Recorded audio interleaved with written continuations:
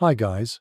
Tonight we travel far back in time to a world of flickering torches, icy breath, and voices echoing through stone churches.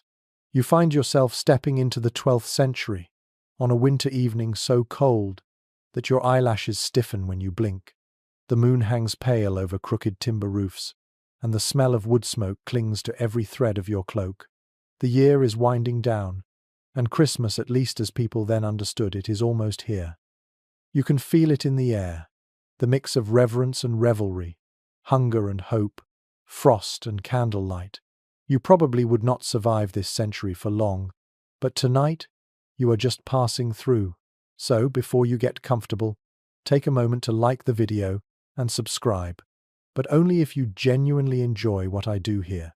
And as always, tell me in the comments where you're listening from and what time it is for you. Now, dim the lights. The snow crunches beneath your boots as you make your way toward the glow of a village church. Inside, the sound of chanting carries through thick wooden doors. Candles gutter against drafts, their light trembling across faces that look older than their years. You watch people cross themselves with fingers red from the cold. Some wear rough wool, some patched leather, a few the faint shimmer of silk, but everyone seems subdued, caught between awe and exhaustion. Outside, the world feels hushed. The marketplace has emptied, though the scent of roasted onions and damp hay still lingers. A dog curls beside a shuttered stall. A woman in a hooded cloak hurries past, carrying something wrapped in linen bread for the priest, perhaps, or the last of the season's apples. The days have been short, the nights long, and though Advent has not yet ended, the anticipation feels heavy, like breath held too long. In this world, light itself is precious. People save candle stubs, tallow dips, and wax trimmings all year for this week. Some make their own by melting animal fat in iron pots. It smells foul, but when the wick catches, it's magic, warmth, safety, a hint of holiness. Historians still argue whether villagers saw these small flames as pure devotion or just practical survival. Either way, you understand why they stare so long at each spark. It's the closest thing they have to daylight in the dark months. You walk on toward the manor house. Through the narrow windows, you see a feast already underway for the wealthy. Long trestle tables groan beneath trenchers of bread, salted meat, and pitchers of ale. A minstrel strums a lute near the fire, his breath clouding in the chill. Servants dart back and forth, their shadows long and quick. Laughter bursts out, sudden and unrestrained, while outside the poor huddle closer to the kitchen door, hoping for scraps. You catch a whiff of roasted goose, spiced with pepper and cloves so rare they might as well be gold. A monk once wrote that Christmas was the season when the hungry briefly ate, the drunkards briefly prayed, and everyone pretended the world was kind. You smile at the thought. Even here, amid the poverty and plague, people still carve moments of joy. A child peers through the window, eyes wide at the sight of the feast. Someone inside notices and tosses him a hunk of bread. The boy runs off grinning, his breath steaming in the night. Overhead, the stars look sharper than you remember, and the constellations seem closer. The cold clears everything, even thought. Somewhere, a bell tolls. Its echo carries across the frozen fields, signaling compline the final prayer of the day. In the distance, oxen stamp their hooves, and a farmer curses softly, trying to thaw a bucket of water. There is something oddly comforting about how everyone moves according to light and weather, not clocks. The rhythm of life is elemental.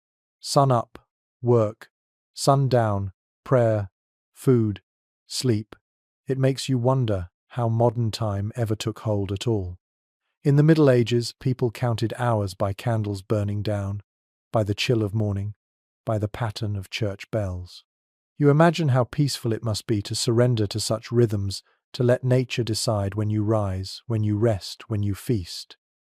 And yet, beneath the calm, you sense anxiety. This is not just a holiday, but a hinge in the year. Winter could still kill. If the harvest had been bad, Christmas was both celebration and warning. Eat while you can. The coming months would test even the strongest.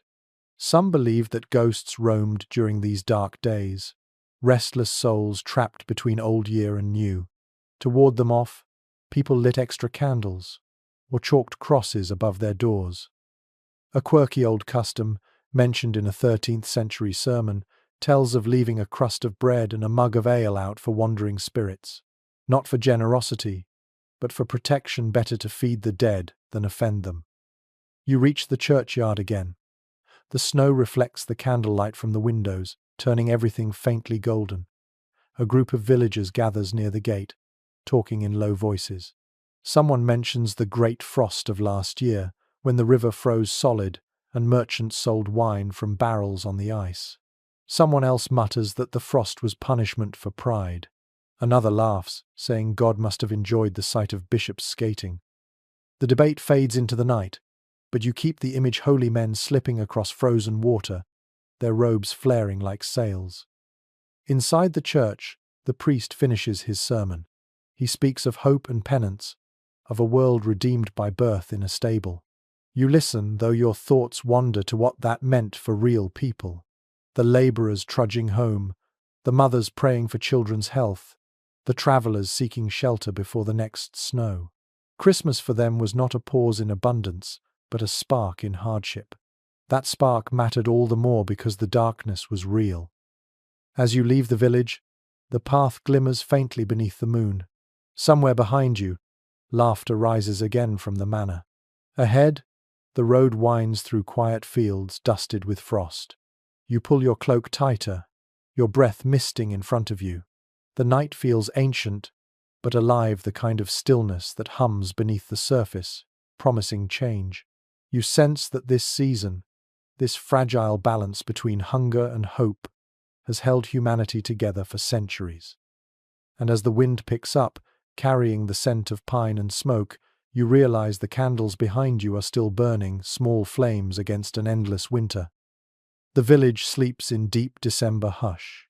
You linger on the edge of the square, where frost glitters across the thatch like powdered silver. It is Advent, the quiet season before Christmas, a time meant for reflection, fasting, and prayer. You can feel that stillness in the air, broken only by the soft cough of a donkey in a nearby stable and the distant murmur of psalms from the church. During these 4 weeks, people pull back from feasting and noise. They eat simply, often just bread, onions, and weak ale. Some even skip meat entirely, waiting for the feast day when indulgence will be allowed again.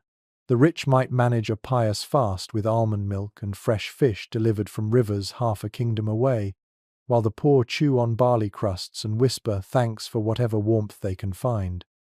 You think about how different patients must have felt in a world without abundance. Hunger is not symbolic here. It is real. Each day begins in darkness. The sun hesitates to rise, leaving people to fumble through the early hours by the orange pulse of hearth fires. Inside cottages, families whisper the same hope every morning, that the cold will break soon, that the light will return. Advent is, in its way, an act of endurance. You wait, you trust, you prepare. Somewhere nearby, a small boy is helping his mother hang sprigs of evergreen above the doorway. They tie them with scraps of red wool, the colour meant to keep misfortune away. Holly for everlasting life, ivy for resilience, rosemary for memory. The smell of the herbs cuts through the smoky air. Historians still debate whether these green decorations were remnants of older pagan solstice rites or simply borrowed symbols turned Christian by the passage of time. Whatever their origin, you can tell they matter. They are the only colour left in a season of grey. In the church, Advent candles are lit one by one each week. The light grows slowly, and people count its progress almost like a heartbeat. The first candle stands for hope, the second for peace, the third for joy, and the fourth for love. You notice how carefully they protect each flame from drafts, cupping their hands around it as if shielding something fragile and precious. When the final candle joins the rest, the whole altar glows with quiet anticipation. Fasting during Advent does not mean sadness, though. There are markets to prepare for, fabric to mend, and gossip to exchange. At the monastery nearby, monks copy psalters by hand, the rhythmic scratch of quills echoing through cold stone halls. In town, women trade eggs for salt, wool for beeswax, each bargain sealed with a nod rather than coin.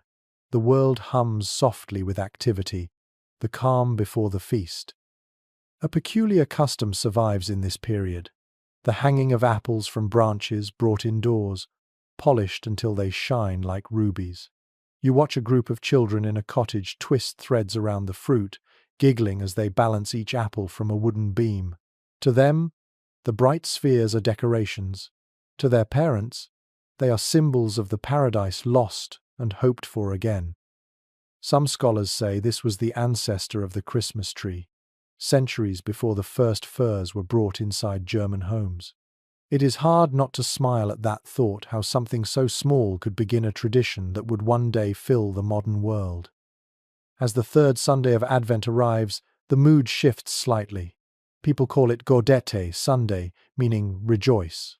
The priest's robes change from violet to rose, signaling a brief relief from the somberness. Bells ring longer, and even the poorest families allow themselves a taste of meat or a sip of wine. You can almost hear the sigh of relief ripple through the village. It is still winter, still hunger season, but for a moment, life feels generous again. You wander into the monastery's courtyard and watch as the brothers arrange a crude wreath of pine branches. Their fingers are raw from the cold, yet they move with devotion. One monk hums a hymn under his breath, something haunting and slow. The notes rise and fall like breathing. He notices you watching and nods, inviting you to listen.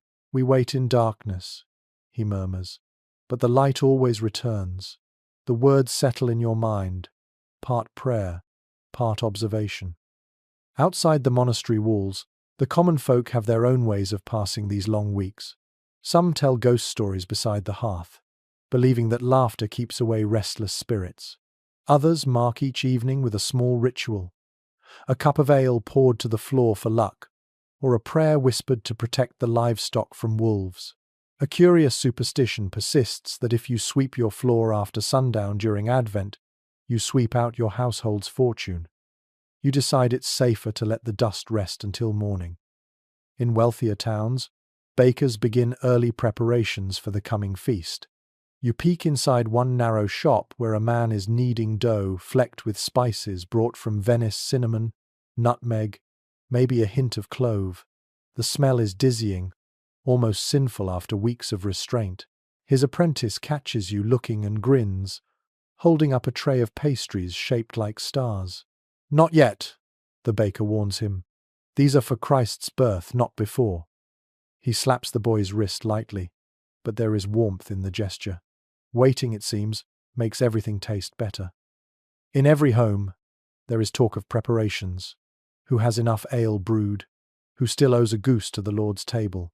Who can sing well enough for the church service?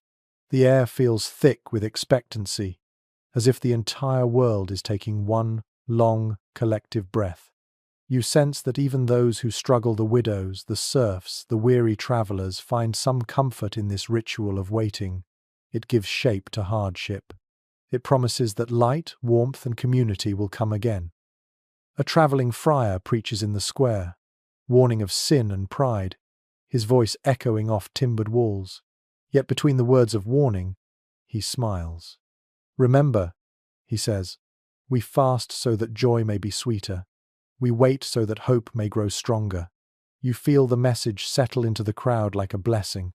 Some cross themselves, others just nod and turn away to their daily chores. As twilight deepens, the sky blushes pale rose before fading to indigo. The first stars appear, sharp and cold. A single candle burns in every cottage window, a tradition meant to guide the Christ child to their homes, or perhaps just to keep the dark from swallowing the village whole. You pause to look back one last time. The lights seem to breathe together, flickering in rhythm, and you realize that even in an age without electric glow or city noise, humanity has always sought the same comfort, a promise that night never truly wins. The morning after the third Sunday of Advent breaks slow and grey. A pale light seeps over the rooftops as you walk toward the heart of the village. The air smells faintly of smoke and damp straw, and a low fog wraps itself around the market square like wool. You can already hear voices, traders, children, and a few cheerful drunks who started early. It is market day, the closest thing this medieval town has to a festival before Christmas, and everyone, rich or poor, wants to take part. According to the few surviving records from this region, December markets were not only about commerce but survival. Winter supplies ran low, and people came to trade what little they had left. You watch as a farmer unloads a cart filled with turnips and dried peas, while another man offers candles made of tallow, so thick they look like wax sculptures. The smell is unpleasant, yet comforting, a mix of life continuing despite hardship. The merchant's shouts cut through the morning air. "Fresh wool, fine wool!" one cries, though the cloth is coarse and fraying at the edges. Another sells spiced wine, watered down until it barely tastes of grapes. You laugh quietly at the audacity. Even in the Middle Ages, marketing was an art form. A troupe of musicians begins to play near the fountain, their pipe and drum echoing off stone walls. Children gather, wide-eyed, as a juggler tosses apples into the misty air. There is one curious custom mentioned by travellers of the time. During the winter fair, some vendors sold roasted chestnuts wrapped in pages torn from old prayer books. The parchment burned easily, and buyers used the tiny scraps as kindling for their hearths. It was both blasphemous and practical, which perfectly summed up the medieval sense of humour. You imagine how scandalized a priest might look if he saw his sermons warming peasants' hands. In the midst of all this noise, a local tax collector strolls by, his pouch heavy with coins. The crowd parts for him, half in fear, half in mock respect. You catch fragments of whispered curses as he passes. A woman spits on the ground behind him for luck. The moment he disappears, a group of boys mimics his pompous stride, sending laughter rippling through the market. It is a small rebellion, but a satisfying one. At a nearby stall, a baker sells round loaves stamped with small crosses on top. Each loaf costs more than a day's wage, yet people buy them as offerings for the upcoming feast. "For the church," the baker explains with a wink, though you suspect half of them will end up on his own table. Not far away, a potter demonstrates how he shapes clay mugs with frozen fingers. You notice his apron stiff with old mud and hear the rhythmic hum he mutters to keep his hands moving. He tells a customer that he once made a cup so large a bishop drank ale from it at Christmas and promptly fell asleep under the table. No one knows if it is true, but everyone laughs anyway. The market is also a stage for gossip. You overhear talk of a new law forbidding peasants to hunt deer in the Lord's forest, of a traveller claiming to have seen the bones of the three wise men in Cologne, of a pig that supposedly speaks Latin when drunk on cider. You blink. The storyteller insists it happened, though he refuses to repeat the demonstration. Some truths, you decide, are best left mysterious. A curious traveller's diary from the late 12th century describes these fairs as half holy, half wicked. The author noted that the same hands that clasped in prayer at dawn would later toss dice by candlelight. Watching the crowd, you see what he meant. A friar blesses a beggar while 2 stalls away, a man sells love charms carved from bone. Both draw eager customers. One particularly strange attraction catches your eye. A booth draped with faded cloth claims to house a live merman, caught from the northern sea. You lean closer, half expecting to see a preserved fish or a carved hoax, but the merchant's pitch is good. He charges a penny to peek through a slit in the curtain. Those who emerge look disappointed yet entertained. You decide your penny can stay in your pocket. It is easy to see that trickery has always been part of entertainment. Scholars today remain uncertain about how much moral leniency local priests allowed during these winter markets. Some suggest the clergy tolerated a little chaos, seeing it as a harmless release before the sacred holiday. Others believe they quietly despised the fairs but knew that forbidding them would cause unrest. Either way, The church bell rings across the square, calling people back to order. The music fades, dice vanish into sleeves, and traders bow their heads as the priest passes by in his heavy cloak. The balance between sin and sanctity is delicate but well practiced here. By midday, the fog begins to lift. The sun, weak but golden, spreads across the square, turning icicles into slow drips of light. A woman sings as she sells ribbons dyed with crushed berries. Children follow her voice, their laughter bright against the grey stone. You can almost feel warmth returning, even if just for a moment. As you wander to the edge of the market, a young man offers to sell you a holy thorn, said to be from the crown of Christ himself. The relic looks suspiciously like a rose stem, but his sales pitch is flawless. Touch it, and your soul will shine brighter than any candle, he says. You thank him politely and move on. It occurs to you that faith and commerce have always danced closely together, each pretending to lead. By evening, the market winds down. Stalls are packed, coins counted, and leftover pies wrapped in cloth. The air smells of wax, mud, and laughter. A few stragglers linger, sipping the last of their ale, trading tales of miracles and mischief. You feel the same quiet contentment that must have filled countless others through the centuries, a sense that life, though hard, was still full of moments worth savouring. As you leave the square, the snow begins again, slow and gentle. The tracks of carts fade quickly, and the night wraps everything in soft silence. You look back one last time at the market lights, now flickering in the wind, and think of how those same fairs once shaped entire communities, part survival, part celebration, part illusion. The sound of distant bells calls you onward, a reminder that even amid laughter and deceit, devotion still waits at the edge of every winter night. Evening settles again, and you find yourself standing near the church, where a group of townsfolk gathers in the chill. The air carries the scent of damp stone and candle wax, and from within the building drifts the faint sound of chanting.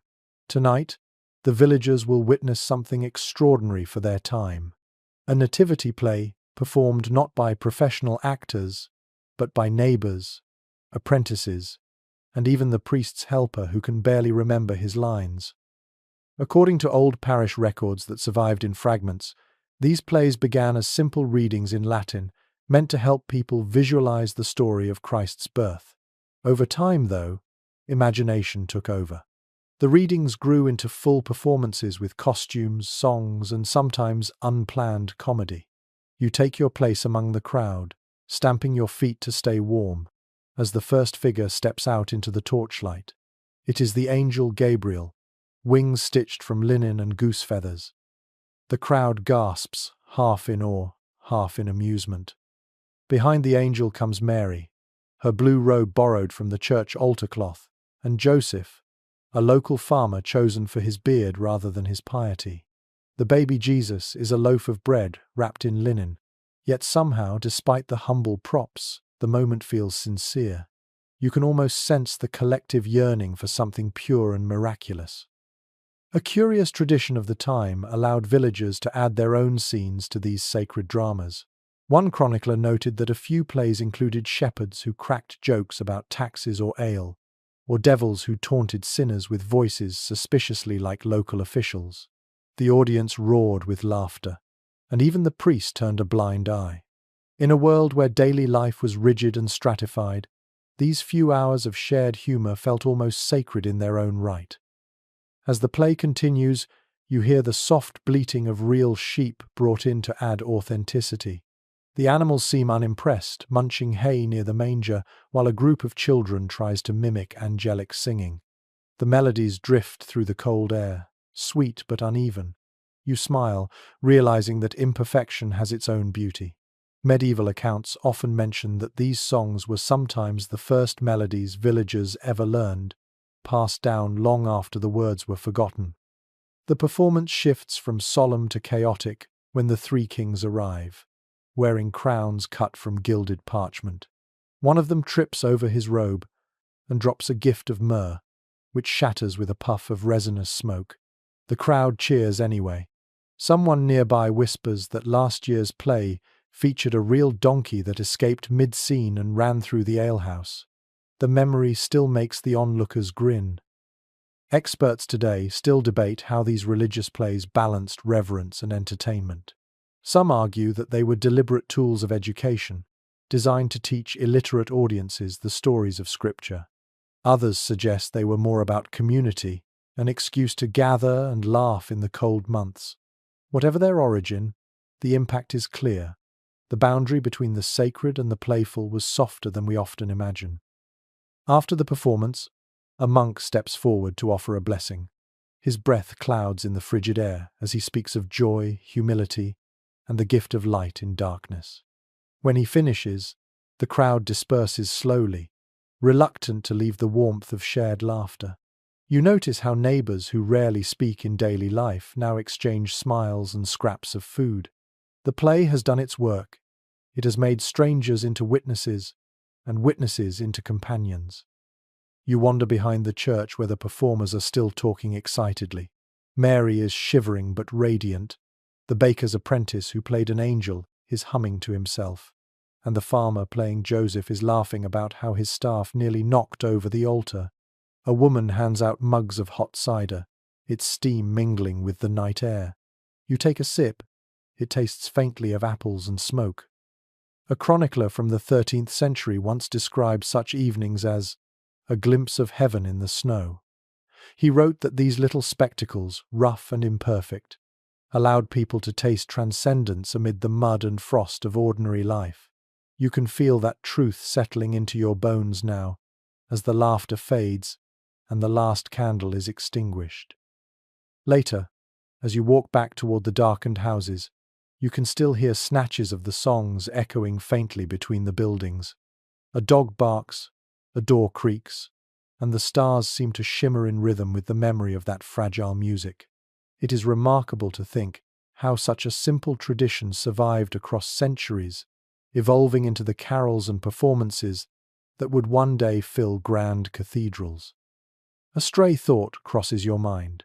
Perhaps the people of this age were not so different from us. They sought wonder in stories, comfort in shared voices, and meaning in ritual. They wanted to see themselves reflected in something greater. As snow begins to fall again, light and fine, you realize that this desire to tell stories of hope on cold nights has never faded. You pause at the edge of the village, looking back at the church now wrapped in darkness. Somewhere inside, the priest is likely gathering candles. The children are being scolded for noise, and the old angel wings are folded carefully for next year. You can almost hear a faint echo of the choir, a ghost of sound lingering in the frozen air. The wind sighs softly through the bare trees as you turn away. The play is over, yet its warmth lingers in the heart of the night. The people will carry that warmth home with them, tucked beside the small embers of their hearths. And you carry it too, a reminder that in the depth of winter, imagination was one of the few things that never froze. Morning creeps through the shutters with a faint glow. You stretch and step out into the crisp air, drawn by the smell of roasting meat wafting from the manor kitchen. Today is the day of the feast, when both rich and poor celebrate the coming of Christmas in their own ways. The sound of preparation fills the air, clanging pots, bleating animals, laughter, and somewhere, the rhythmic pounding of dough. According to records kept by medieval stewards, a noble household might serve a dozen courses or more. The tables groaned beneath platters of roasted boar, venison, swan, or goose, each dish coated in glittering spices. The most extravagant hosts gilded their birds with edible gold leaf, or filled pies with live songbirds that burst out when the crust was cut. It was not only a meal, but a display of wealth and generosity. You can almost see the cooks moving like a small army, their hands red from heat, their aprons stiff with flour and grease. Inside the great hall, the walls are hung with evergreen boughs, their scent mingling with wood smoke and wine. The lord of the manor sits at the high table beneath a tapestry showing the nativity, while guests fill the benches below. The first course arrives on a silver platter, spiced pottage steaming like a potion, followed by roasted meats arranged in careful patterns. Servants pour red wine into goblets, and a minstrel tunes his harp in the corner, his fingers trembling in the chill. At the far end of the hall, the servants themselves eat quickly and quietly. Their food is humbler, bread, beans, and thin broth, but even they share in the mood of celebration. A clerk once noted that on Christmas Day, even the lowest in the household were given double portions, for charity was considered a duty as much as a virtue. Outside, in the village, the picture is different. You walk past small cottages where families gather around smoky hearths. They eat stews thickened with barley and flavored with whatever meat they could save from the Lord's generosity. The smell of onions and herbs fills the air, and someone is singing softly near the fire. In a way, their joy feels purer, born from simplicity rather than display. There is a peculiar note in one medieval cookbook describing a recipe called mock peacock. The cook was instructed to roast an ordinary chicken, then sew on the plucked and dyed feathers of a peacock to make it appear grander. Guests, of course, were expected to pretend not to notice. You cannot help but smile at the cleverness, realizing that even in an age of faith, vanity found its place at the table. The Lord raises his cup, offering a toast to his guests and servants alike. The hall erupts in cheers, and the minstrels strike up a lively tune. You notice how quickly solemnity gives way to mirth, how prayers dissolve into song. The children dart between benches, laughing, while the dogs fight over bones underfoot. The sound is messy, alive, deeply human. Some historians believe these great feasts had a hidden purpose beyond celebration. They reinforced loyalty. By feeding everyone from knights to kitchen boys, the Lord demonstrated his power and benevolence. In return, his people offered gratitude and service. It was a social contract, written not in ink, but in bread, ale, and meat. Others suggest the generosity was more genuine, a rare chance for community to dissolve the usual boundaries. You suspect the truth lay somewhere in between. A jester in bright motley bursts into the hall, juggling oranges that have travelled from Spain by ship and mule. The guests clap and shout with delight. The fruit is a marvel, worth more than silver, glowing like small suns in the candlelight. The jester slips one to a servant when no one is looking, a tiny act of rebellion disguised as kindness. You catch the exchange and grin. By the hearth, the cook wipes sweat from his brow and sighs. He mutters to another that he has not seen the sky since dawn, and that next year he plans to roast the Lord himself for supper. His friend laughs so hard he spills his wine. Humour, it seems, is the best seasoning. As evening falls, the hall grows loud with music. Someone brings out a recorder, another beats a drum, and voices join in song. The melody is rough but full of life. The refrain celebrates the Virgin and the newborn child. Yet between the lines you hear something more earthy, a gratitude for warmth, for ale, for the simple fact of surviving another winter. In a corner, the steward counts the loaves and sighs. He will have to record every item spent, every jug of wine emptied, every candle burned. For him, Christmas means arithmetic and exhaustion. Still, he smiles as he writes. Later generations will thank him for the details that now let you imagine this scene. A faint chill seeps back into the hall as the fires burn low. The Lord stands, blessing his guests and offering a final prayer. The crowd falls quiet, the laughter softening to murmurs. You can almost feel the weight of tradition pressing through centuries, food, fellowship, and faith intertwined in one fragile balance.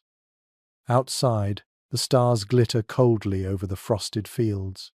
The laughter drifts out into the night, fading into the stillness. You take a deep breath, catching the scent of roast goose and pine smoke still hanging in the air. It strikes you how universal this desire to share food in the dark months has always been. In this world of candlelight and hunger, celebration becomes an act of defiance, a declaration that life endures even when the frost deepens. You turn away from the manor, your footsteps crunching softly on the frozen path. Behind you, The feast continues, voices rising in song again. You cannot help but think that somewhere, even now, another hall is filled with the same warmth, another table heavy with food, another group of strangers finding joy in a single golden night. You wake to the sound of bells echoing across the frosted fields. The first day of the 12 days of Christmas has begun, and the air feels charged with a strange mixture of piety and mischief. Frost crystals glint on every branch, and the smell of smoke lingers from the previous night's feast. You rub your hands together and begin your walk through the awakening village. According to records from the period, the Christmas season in the Middle Ages did not end with a single day of celebration. Instead, it stretched across nearly 2 weeks of prayer, feasting, and wild festivity. From Christmas Day to Twelfth Night, life slipped into a state of suspended order. The hard rules of daily work loosened, the poor were fed, and the weary could finally laugh without fear of reproach. For a short time, the world turned upside down. The morning service fills the church with a smoky haze of incense and candle wax. Villagers pack into pews, their breath steaming in the cold air. The priest's voice rises and falls, the Latin words familiar even to those who cannot read. You notice children fidgeting, stifling giggles, while mothers try to hush them. Behind the solemn prayers, there is a pulse of excitement. Everyone knows that after the Mass, the festivities begin. Once the service ends, the church doors burst open, and laughter spills into the square. Men carry flasks of ale, women hold baskets of bread and cheese, musicians tune fiddles and pipes. The snow crunches underfoot as people begin to sing. The melody is rough yet joyful, carried more by rhythm than harmony. It is said that carols of this time often mix the sacred with the playful, praising the Virgin one moment and teasing the local miller the next. One particularly colourful practice mentioned by medieval chroniclers was the game of wassailing. Groups of villagers would go door to door carrying a wooden bowl of hot spiced ale, offering it to their neighbours while singing blessings for health and good harvest. In return, they expected coins, cakes, or more ale. You watch as a group of young men, cheeks flushed with drink, perform this ritual outside a cottage. The host laughs and empties a jug into their bowl, and they cheer before stumbling away to the next door. It is half prayer, half party, entirely alive. At the manor, the celebrations are grander. The Lord hosts another feast, this one more relaxed than the solemn Christmas dinner. The hall glows with light, and a boar's head decorated with rosemary and apples is carried in on a silver platter.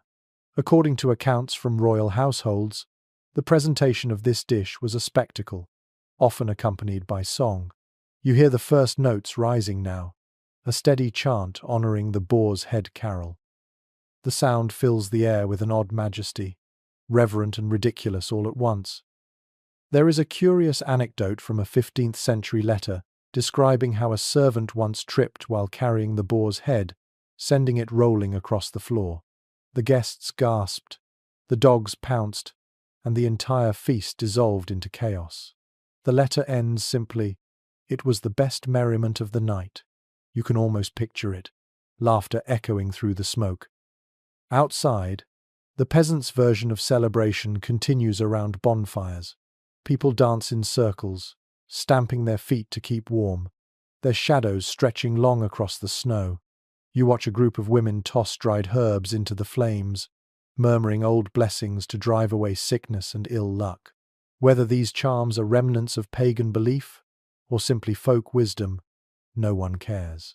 The night belongs to whoever dares to celebrate it. Some scholars think the 12 days offered more than rest.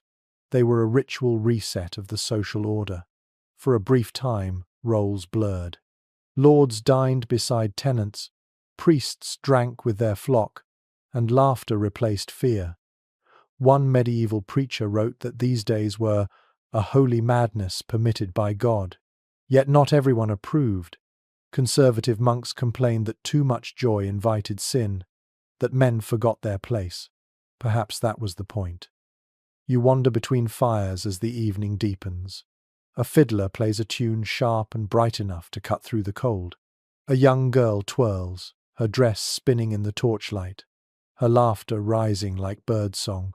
An old man sits nearby, tapping a rhythm on a wooden mug. He catches your eye and grins. For once, he says, nobody tells me to hush. His voice cracks with age, but his joy feels ageless. In one corner of the square, a group of children is building a snow figure shaped like an angel. Someone crowns it with a wreath of ivy, and they all cheer.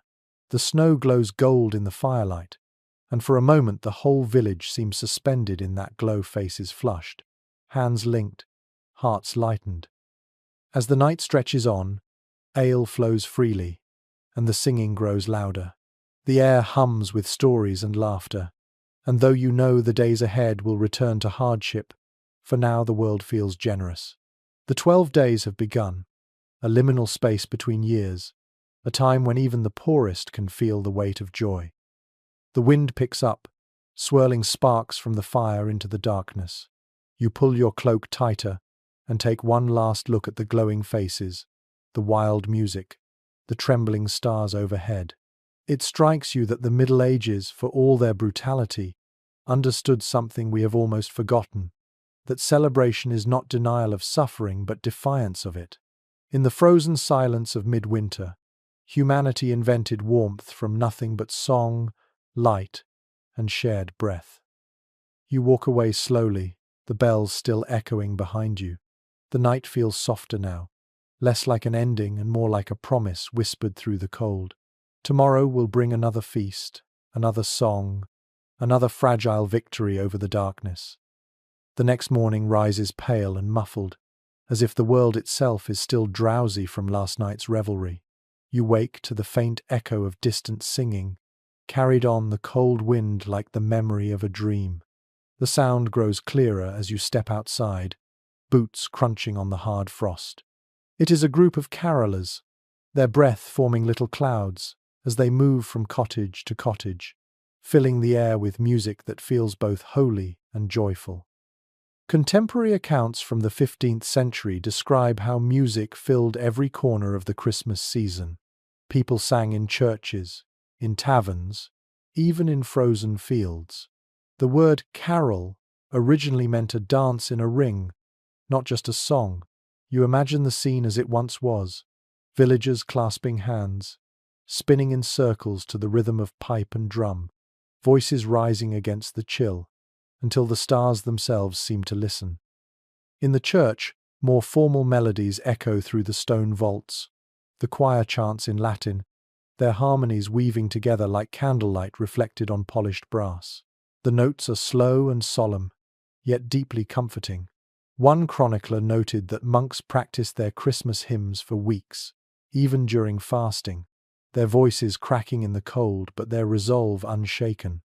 You stand at the back of the nave, the sound washing over you like warm water, and feel the strange peace that comes when music replaces thought.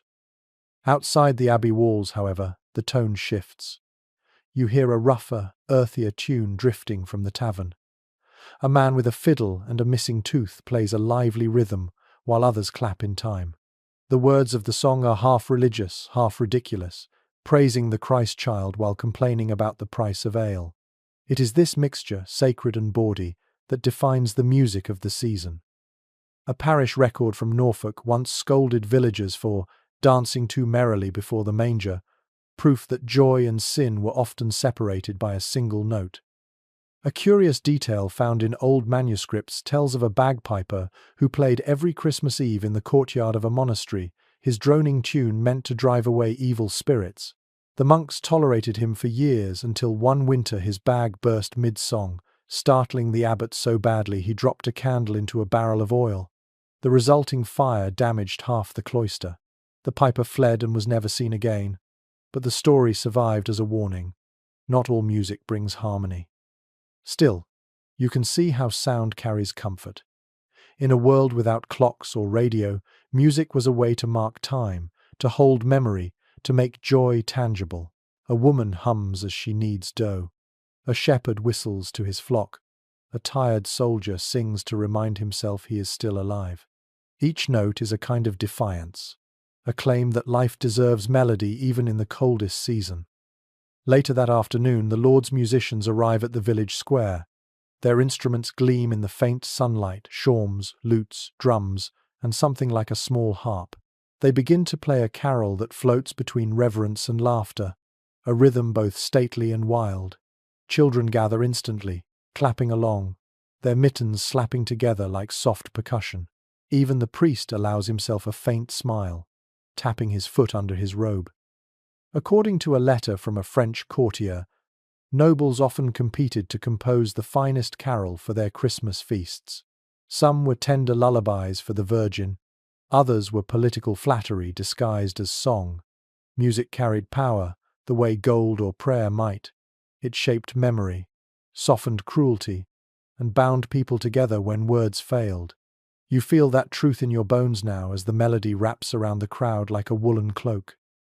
When the musicians pause to rest, a boy steps forward with a reed pipe of his own. He is no older than 12, his clothes ragged but his confidence fierce. He begins to play a simple tune that everyone recognizes, a carol known across villages and kingdoms alike. Slowly, voices join in. First a few, then dozens, until the square vibrates with shared sound. You notice how even those who cannot carry a tune hum anyway, unwilling to be silent. Scholars today suggest that such moments of communal music were among the few times the social hierarchy dissolved. In song, a peasant's voice could rise beside a noble's and be heard as equal. Some researchers argue this unity was one reason church authorities tolerated the more rustic carols, despite their occasional mischief. Others believe the priests simply loved the sound too much to silence it. Whatever the reason, you can feel how these songs stitched people together. As dusk approaches, the last of the sunlight catches the snow and turns it to molten gold. The carolers make their way down the lane, singing as they go, their torches flickering in rhythm. The refrain drifts back to you long after they disappear, a promise of hope, of joy renewed each winter, of music surviving everything. You linger, listening to the echoes fade.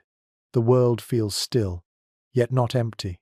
Somewhere, a final note hangs in the air, trembling like a heartbeat. You realize that in this age of cold nights and long silence, music was not a luxury, it was survival itself. By the 7th morning of Christmas, the frost has thickened into glass across every window. The air feels sharp enough to bite, but laughter still floats through the lanes. You follow the sound to the square, where people are exchanging small tokens, little gifts meant to carry blessing rather than wealth. Contemporary accounts reveal that gift-giving in the Middle Ages was not confined to one day.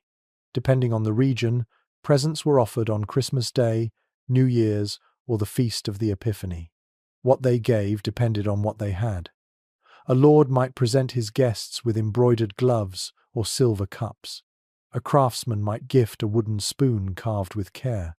A farmer might give a neighbor a basket of apples or a loaf of honey bread. Each gift carried a message of goodwill and survival.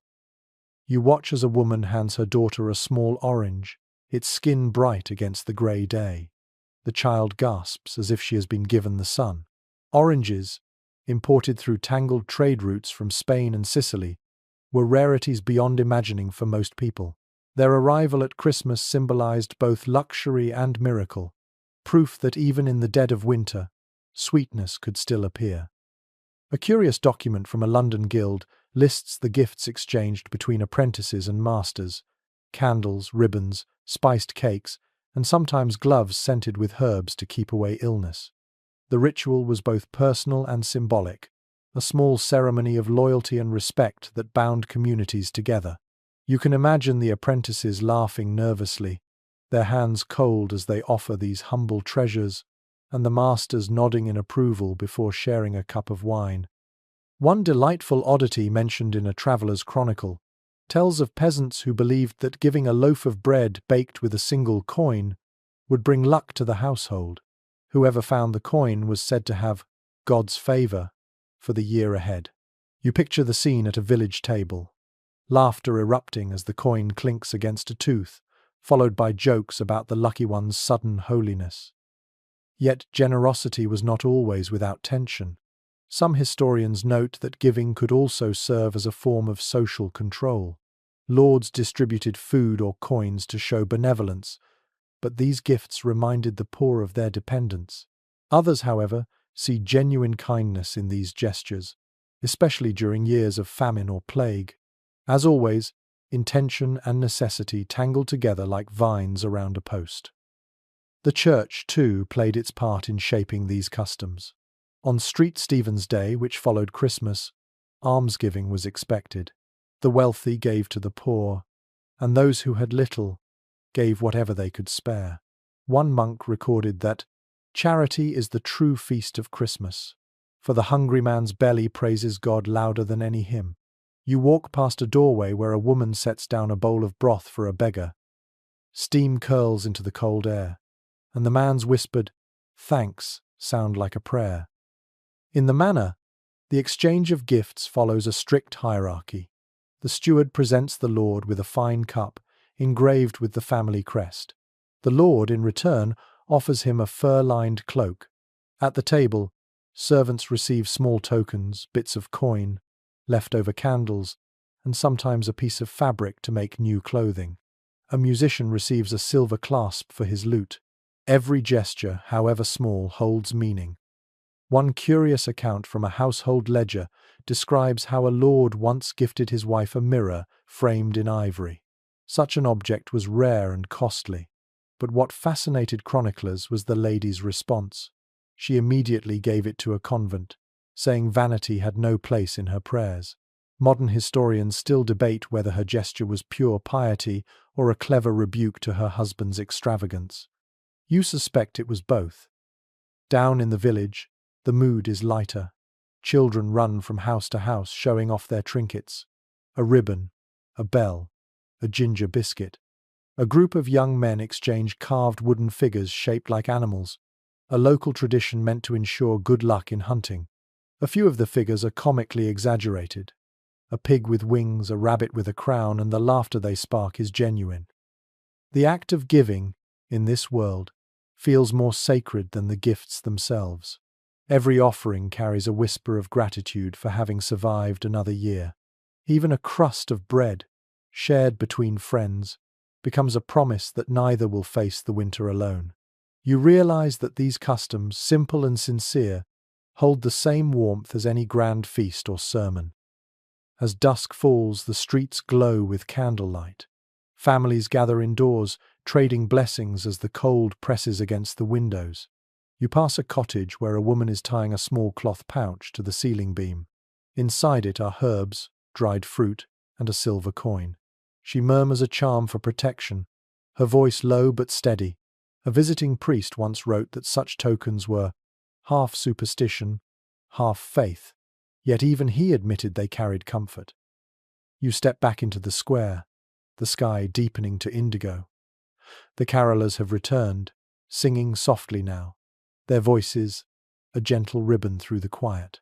Around them, the people hold their small treasures, close tokens of love, hope, and endurance. You watch the flicker of candles against their faces and think that perhaps the true gift of Christmas was never gold or spices, but this: the shared light that refuses to die out, no matter how long the winter lasts. The following morning, the village square feels unusually alive. Laughter bursts from doorways, bells ring from the church, and somewhere a group of boys shout as they chase one another through the snow. You soon discover the reason. Today is the day of the Lord of Misrule. Every year during the 12 days of Christmas, one commoner is chosen to play king for a night.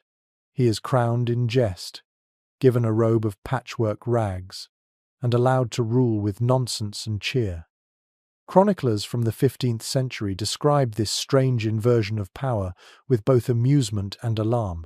The Lord of Misrule might order nobles to dance in the streets, command monks to sing bawdy songs, or decree that every cup must be drained before sunrise. The entire village joined the joke, pretending that the world had turned upside down. Some called it folly, others saw in it a necessary release, a way for ordinary people to laugh at those who usually held the whip. You find the chosen lord standing on a barrel, a wreath of ivy crooked on his head. His cheeks glow red from both drink and triumph. A group of musicians stand nearby, tuning their instruments, ready to turn every decree into song. The crowd cheers as the false king raises his hand. "Let the milkmaids judge the men, and let the hens eat before the cocks," he shouts, and the laughter that follows rolls like thunder.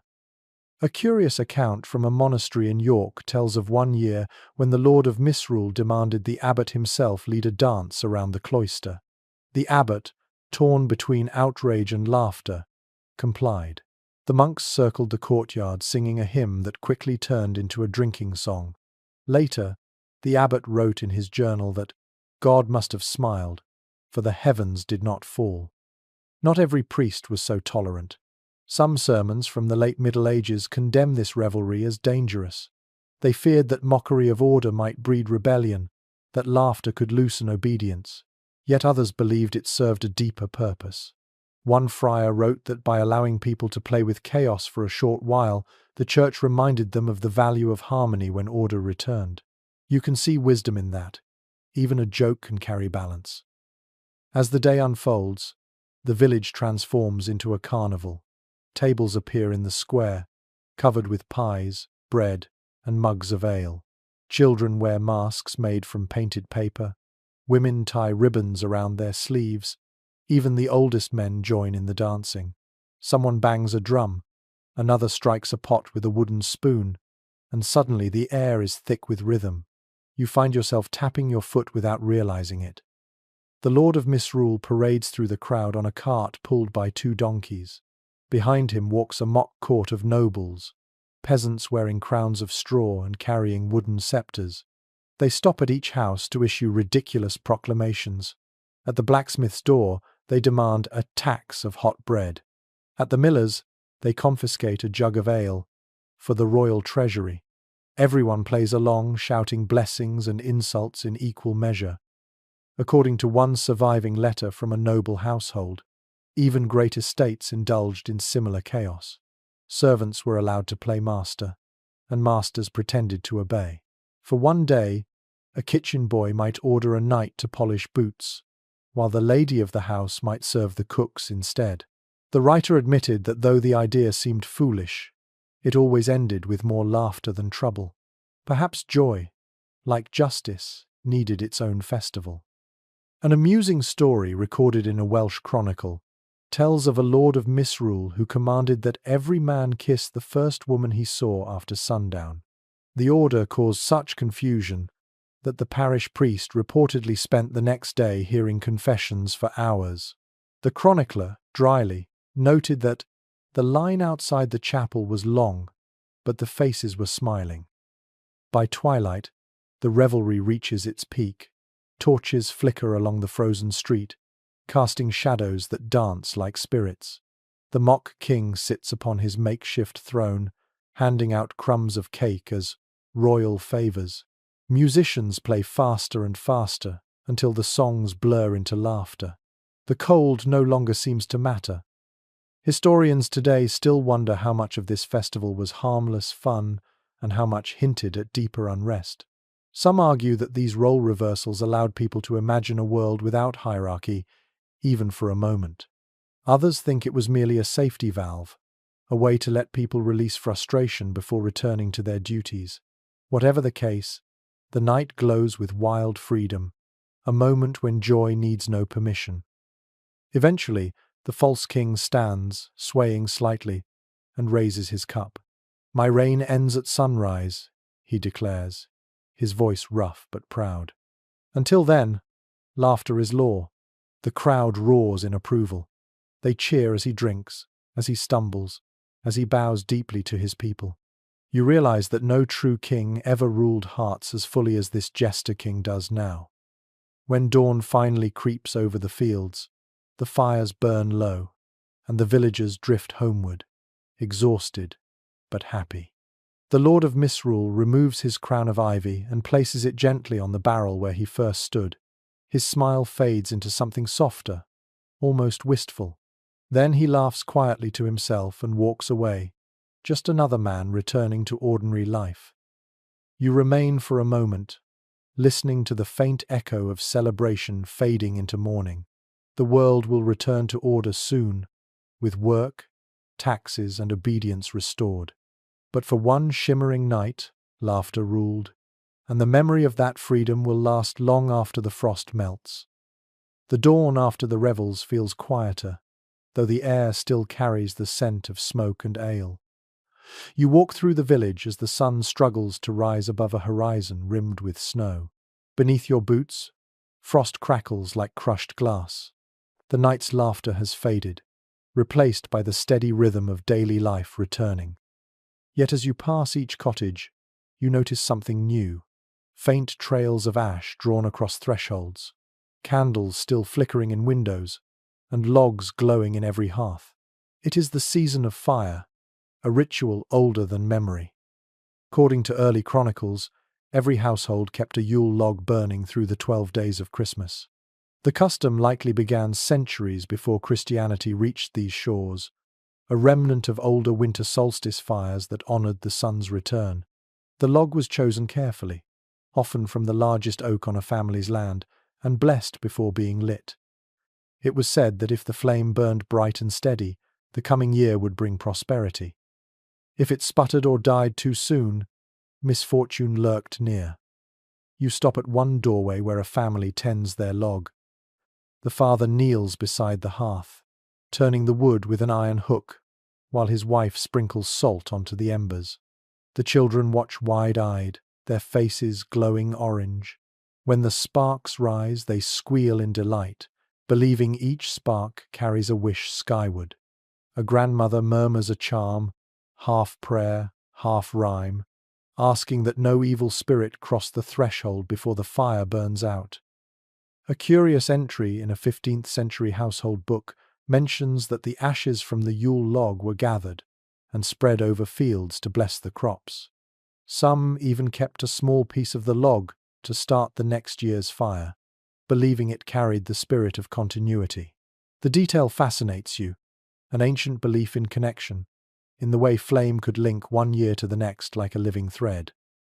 As the morning brightens, the church bell tolls.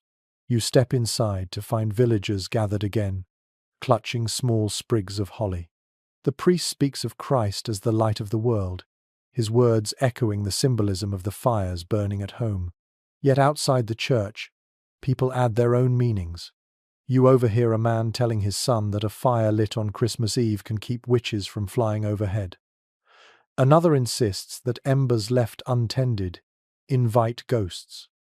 Superstition blends with faith until the two are inseparable. Scholars today often discuss how these winter rituals straddled both worlds, sacred and pagan. Some believe the Church wisely adopted older customs to ease conversion, reshaping them into Christian forms. Others argue that the people themselves resisted erasure, weaving old beliefs into new symbols. Whichever side is right, what you witness feels deeply human, the need to hold on to what gives warmth, both physical and spiritual. As evening falls, the wind sharpens again. Smoke curls from chimneys, rising like thin grey ribbons into the sky. You stop outside a cottage where laughter drifts through the shutters. Inside, a group of neighbours has gathered, passing mugs of hot cider and telling stories beside the fire. One man insists that the Yule log crackled in the shape of a cross last year and that it brought his family luck. Another counters with a darker tale, warning that if you let the fire go out before Twelfth Night, restless souls might slip in through the ashes. The stories overlap, shifting between hope and fear, belief and entertainment. A traveller's diary from the late Middle Ages records a curious superstition. If a spark from the Yule fire lands on your sleeve, it foretells marriage within the year. You watch as a young woman near the hearth giggles when a spark jumps onto her skirt, and her friends tease her mercilessly. Even superstition, you realize, can serve as an excuse for laughter. Later, the oldest man in the room pokes at the embers with his cane. His face is creased like parchment, his eyes reflecting the glow. He begins to speak in a low voice about the winter storms of his youth, about neighbors lost to cold and hunger, about nights when only the fire kept despair away. The room falls silent as he finishes with a whisper, "Keep it burning, and you'll never lose hope." The words hang in the smoky air like a blessing. You step back outside. The sky is a deep velvet blue, and the stars glint faintly through the haze. From every chimney, thin smoke rises, each column marking a home where warmth still holds against the cold. The snow crunches softly beneath your feet as you walk toward the edge of the village. In the distance, a larger fire burns near the crossroads. The communal Yule blaze. People gather around it, faces ruddy from the heat, their voices mingling in song. The melody is slow and strange, a mix of Latin and local dialect, invoking peace on earth and blessings for cattle and crops. You feel the pull of that ancient rhythm, the heartbeat of a people who refuse to let darkness win. As the flames climb higher, sparks rise like tiny suns, drifting into the night. You find yourself thinking about how many centuries this ritual has endured, carried from generation to generation by hands now long turned to dust. The fire is both memory and promise, a symbol of resilience more powerful than any sermon. You watch until your face grows warm and your back chills with the wind, and then you smile. The fire will last the night, as it always has. You turn away, leaving the glow behind you. The path home is quiet, lit only by starlight. Somewhere, a log cracks in a hearth, releasing a shower of sparks, and the air seems to whisper its oldest truth, that warmth shared is warmth multiplied. That light only means something because of the dark surrounding it. The morning after the great fires feels dim and smoky, the air thick with the scent of ash and wood. You walk along the frozen road, your breath visible in small bursts, until you hear a faint jingling of bells. Ahead, a small group of children is running through the snow, laughing and shouting something about St. Nicholas. Their joy is contagious, and you follow to see where they are going. According to surviving sermons and festival calendars, the feast of St. Nicholas was celebrated on December 6th, but his presence lingered throughout the Christmas season. He was the protector of children, sailors, and the poor, a figure of kindness in a harsh world. In many towns, boys dressed as the saint would parade through the streets collecting food or coins for the needy. Their robes were borrowed from the church, their beards made from tufts of wool. The role carried pride, though it was temporary. You soon see one of these little processions in progress. A boy with a crooked halo leads the way, followed by others carrying baskets. They stop at doors, reciting short verses of blessing in exchange for bread, nuts, or candles. Their laughter rings like chimes in the frosty air. At one doorway, a woman hands them a small pie, whispering a prayer as she closes the latch. For a moment, you glimpse both the innocence of faith and the practicality of charity intertwined. A record from a monastery in Flanders tells of a more mischievous side to these customs.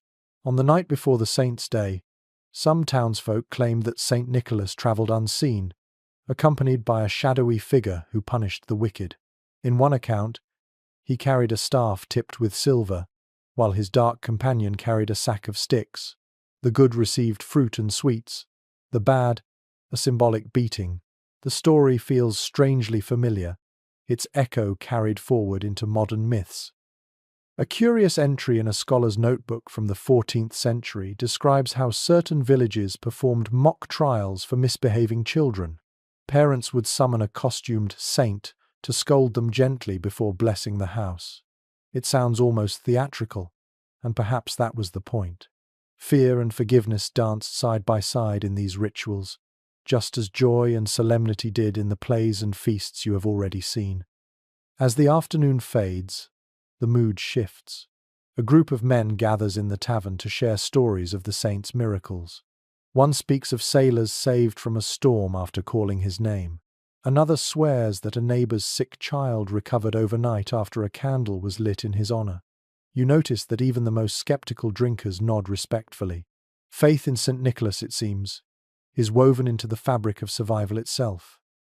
Not all the figures roaming the winter nights are so benevolent. In the corner of the room, a grey-bearded man tells a darker tale. He speaks of the wild hunt, ghostly riders said to sweep across the sky during midwinter storms, snatching souls from the earth. Some believed they were led by the devil, others by lost pagan gods refusing to die. To protect themselves, villagers carved symbols on their doors or hung sprigs of rowan over the hearth. The storyteller's voice lowers to a whisper, and the children listening pull their blankets tighter. A chronicle from Saxony mentions that priests often warned against these tales, calling them foolish remnants of heathen belief. Yet the same priests blessed homes with holy water during the same season, perhaps not entirely convinced that the stories were harmless. Modern researchers still wonder whether the Church tolerated these legends as a way of absorbing older fears or simply could not extinguish them. Either way, they survived, reshaped into lessons about good and evil, generosity and greed. Outside, the night deepens, and the cold sharpens. You step out of the tavern and look up. The sky is alive with movement, wind chasing clouds across the moon, trees creaking under frost. You understand why people once believed unseen forces passed through nights like this. The world feels thinner somehow, the boundary between the living and the mysterious stretched like parchment. In the distance, bells ring again. A group of villagers walks by carrying lanterns, singing a hymn about saints and salvation. Their song rises into the darkness, both a plea and a shield. Behind them, children follow, carrying tiny bags of sweets they received earlier. The glow of their lanterns flickers against the snow, and you feel the warmth of their faith despite the cold pressing around you. A small boy runs past, holding a wooden carving of St. Nicholas painted in red. He stops, looks up at you, and grins. "He keeps us safe from bad dreams," he says before running off to join the others. You watch him disappear into the swirl of light and sound, realizing how much comfort a single story can bring to a fearful world. You walk slowly toward the edge of the village, the bells fading behind you. The air smells faintly of pine resin and wax, and the silence that follows feels almost holy. You think of all the figures that inhabit these winter nights, saints and spirits, angels and demons, and how each one speaks to the same need, to believe that goodness might triumph, even for a season. When you reach the top of the hill, you turn back. The village glows softly in the valley, each home a point of light.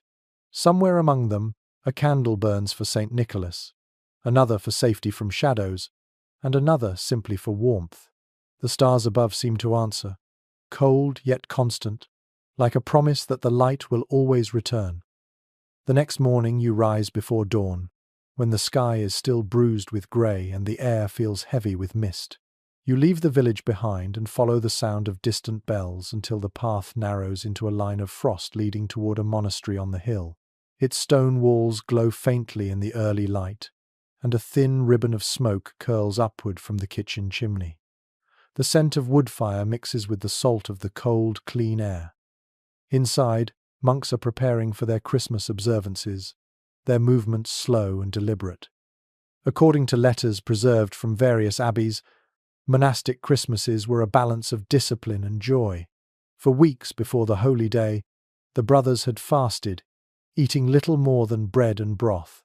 When Christmas finally came, they were permitted meat, wine, and song. The transformation was sudden and profound. A monk from Winchester once wrote that the sound of laughter in the refectory on Christmas morning was as strange and sweet as birds in snow. You can almost hear that laughter now as you approach the gate. A porter greets you quietly, his hood drawn up against the cold. Inside the courtyard, the world feels hushed. Snow lies thick over the cloisters, softening every step. The monks move like shadows between the arches, carrying buckets of water and baskets of herbs. One of them pauses to feed crumbs to a flock of sparrows gathered on the frozen fountain. Their tiny wings stir the silence. In the chapel, the candles still burn from the night's vigil. The smell of wax and pine needles fills the air. You find a place along the back wall as the brothers begin their morning chant. Their voices rise together, low and resonant, filling the stone hall with harmony. The Latin words ripple through the air, ancient syllables that seem to warm the very stone. Even if you cannot understand every phrase, You feel their meaning. Gratitude, humility, the fragile joy of light reborn in darkness. Historical records suggest that on Christmas Day, monasteries were permitted a degree of cheer rare in the rest of the year. Rules were relaxed. Silence was lifted for a few hours, and even the strictest abbots allowed music, stories, and spiced wine. Some abbeys, particularly in France, held small theatrical readings, retelling the Nativity or the lives of saints. A chronicler from Saint-Denis described one such evening where the youngest novice played the angel, his voice trembling but bright, while the elders applauded softly. You can imagine the warmth of that moment breaking through centuries of cold stone. The kitchen of the monastery is alive with movement. Brothers stir great pots of stew while others prepare flatbread baked in the embers. The fragrance of herbs fills the air, sage, thyme, and a hint of garlic. One cook hums a psalm under his breath as he works, and another teases him for singing off-key. You smile as you watch. It is a rare glimpse of joy that feels almost childlike. An amusing note survives in the journal of an abbot from Yorkshire who once wrote that God forgives a monk's full belly at Christmas, for he made laughter, and laughter feeds the soul. His words remind you that even within strict walls, humanity always found a way to slip through the cracks. After the meal, the monks gather in the refectory for readings. One brother stands to recite passages from St. Augustine, his voice steady despite the weight of the words. Another follows with a record of miracles said to have occurred that year: a field of wheat that grew despite frost, a sick child healed after receiving blessed water. A third monk reads aloud from his own chronicle, noting the births and deaths of their community. The others listen quietly, their faces soft in the candlelight. It is both a celebration and a memorial, joy threaded with remembrance. Later in the afternoon, you walk through the cloister garden. The air is crisp, and the ground crunches beneath your boots. Frost clings to every branch, turning the bare herbs into lace. A single monk stands by the sundial, his hands clasped in prayer. When he opens his eyes, he smiles faintly. Christmas reminds us, he says, that even the smallest light belongs to eternity. His words settle into you like warmth. At Vespers, the monks gather once more. The sun has vanished, and the only light comes from torches along the walls. The chant begins softly, growing until it fills the entire chapel with a sound like wind through pines. You close your eyes.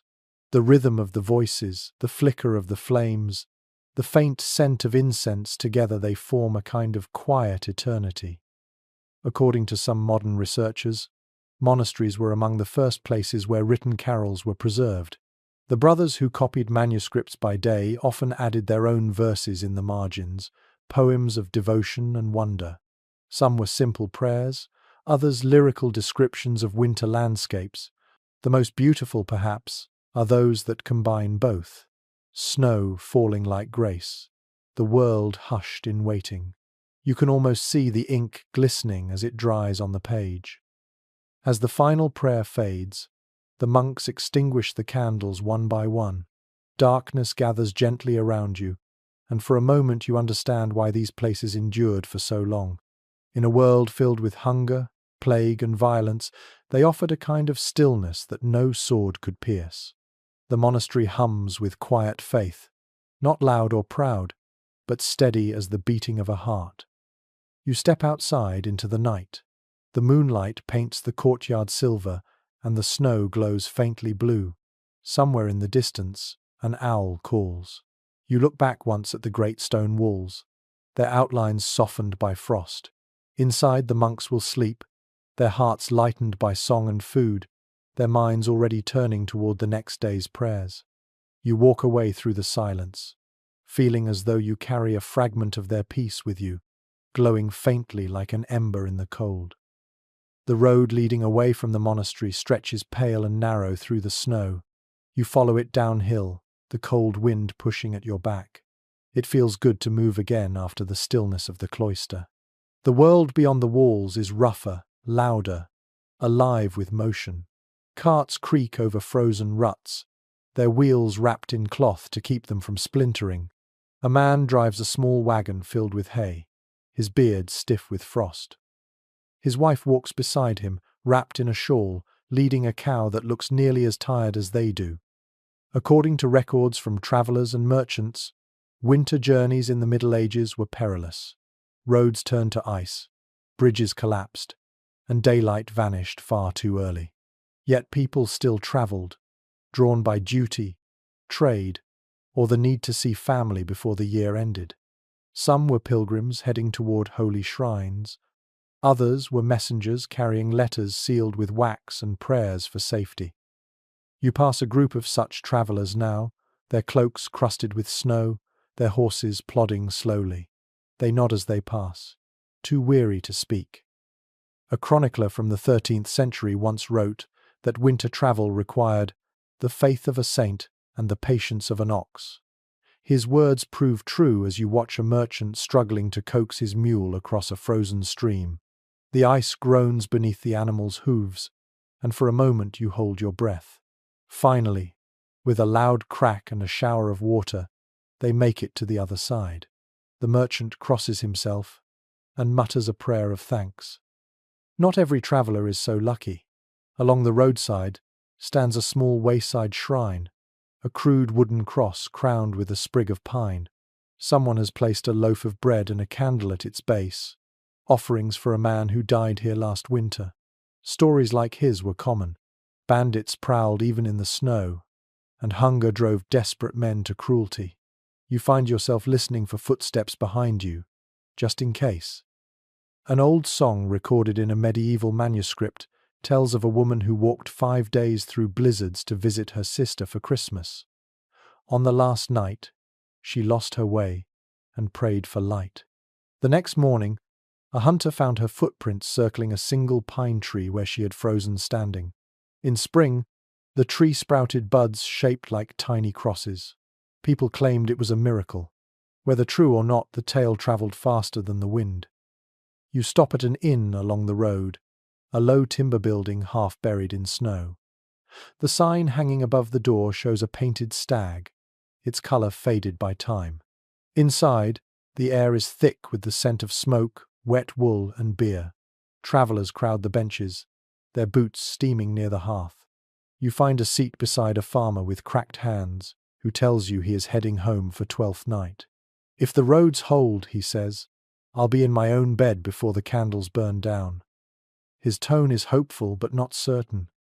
The innkeeper, a round woman with a laugh as loud as her ladle, serves a stew thick with barley and onions. You eat slowly, savouring the warmth that spreads through your fingers and throat. Around you, the murmur of conversation rises and falls like the tide. Someone strums a lute softly, and a few join in a song about Saint Christopher, protector of travellers. The melody is rough but sincere, each verse a reminder that no one journeys alone. According to one manuscript of travellers' tales, inns like this were vital sanctuaries in winter. They provided warmth, food, and news.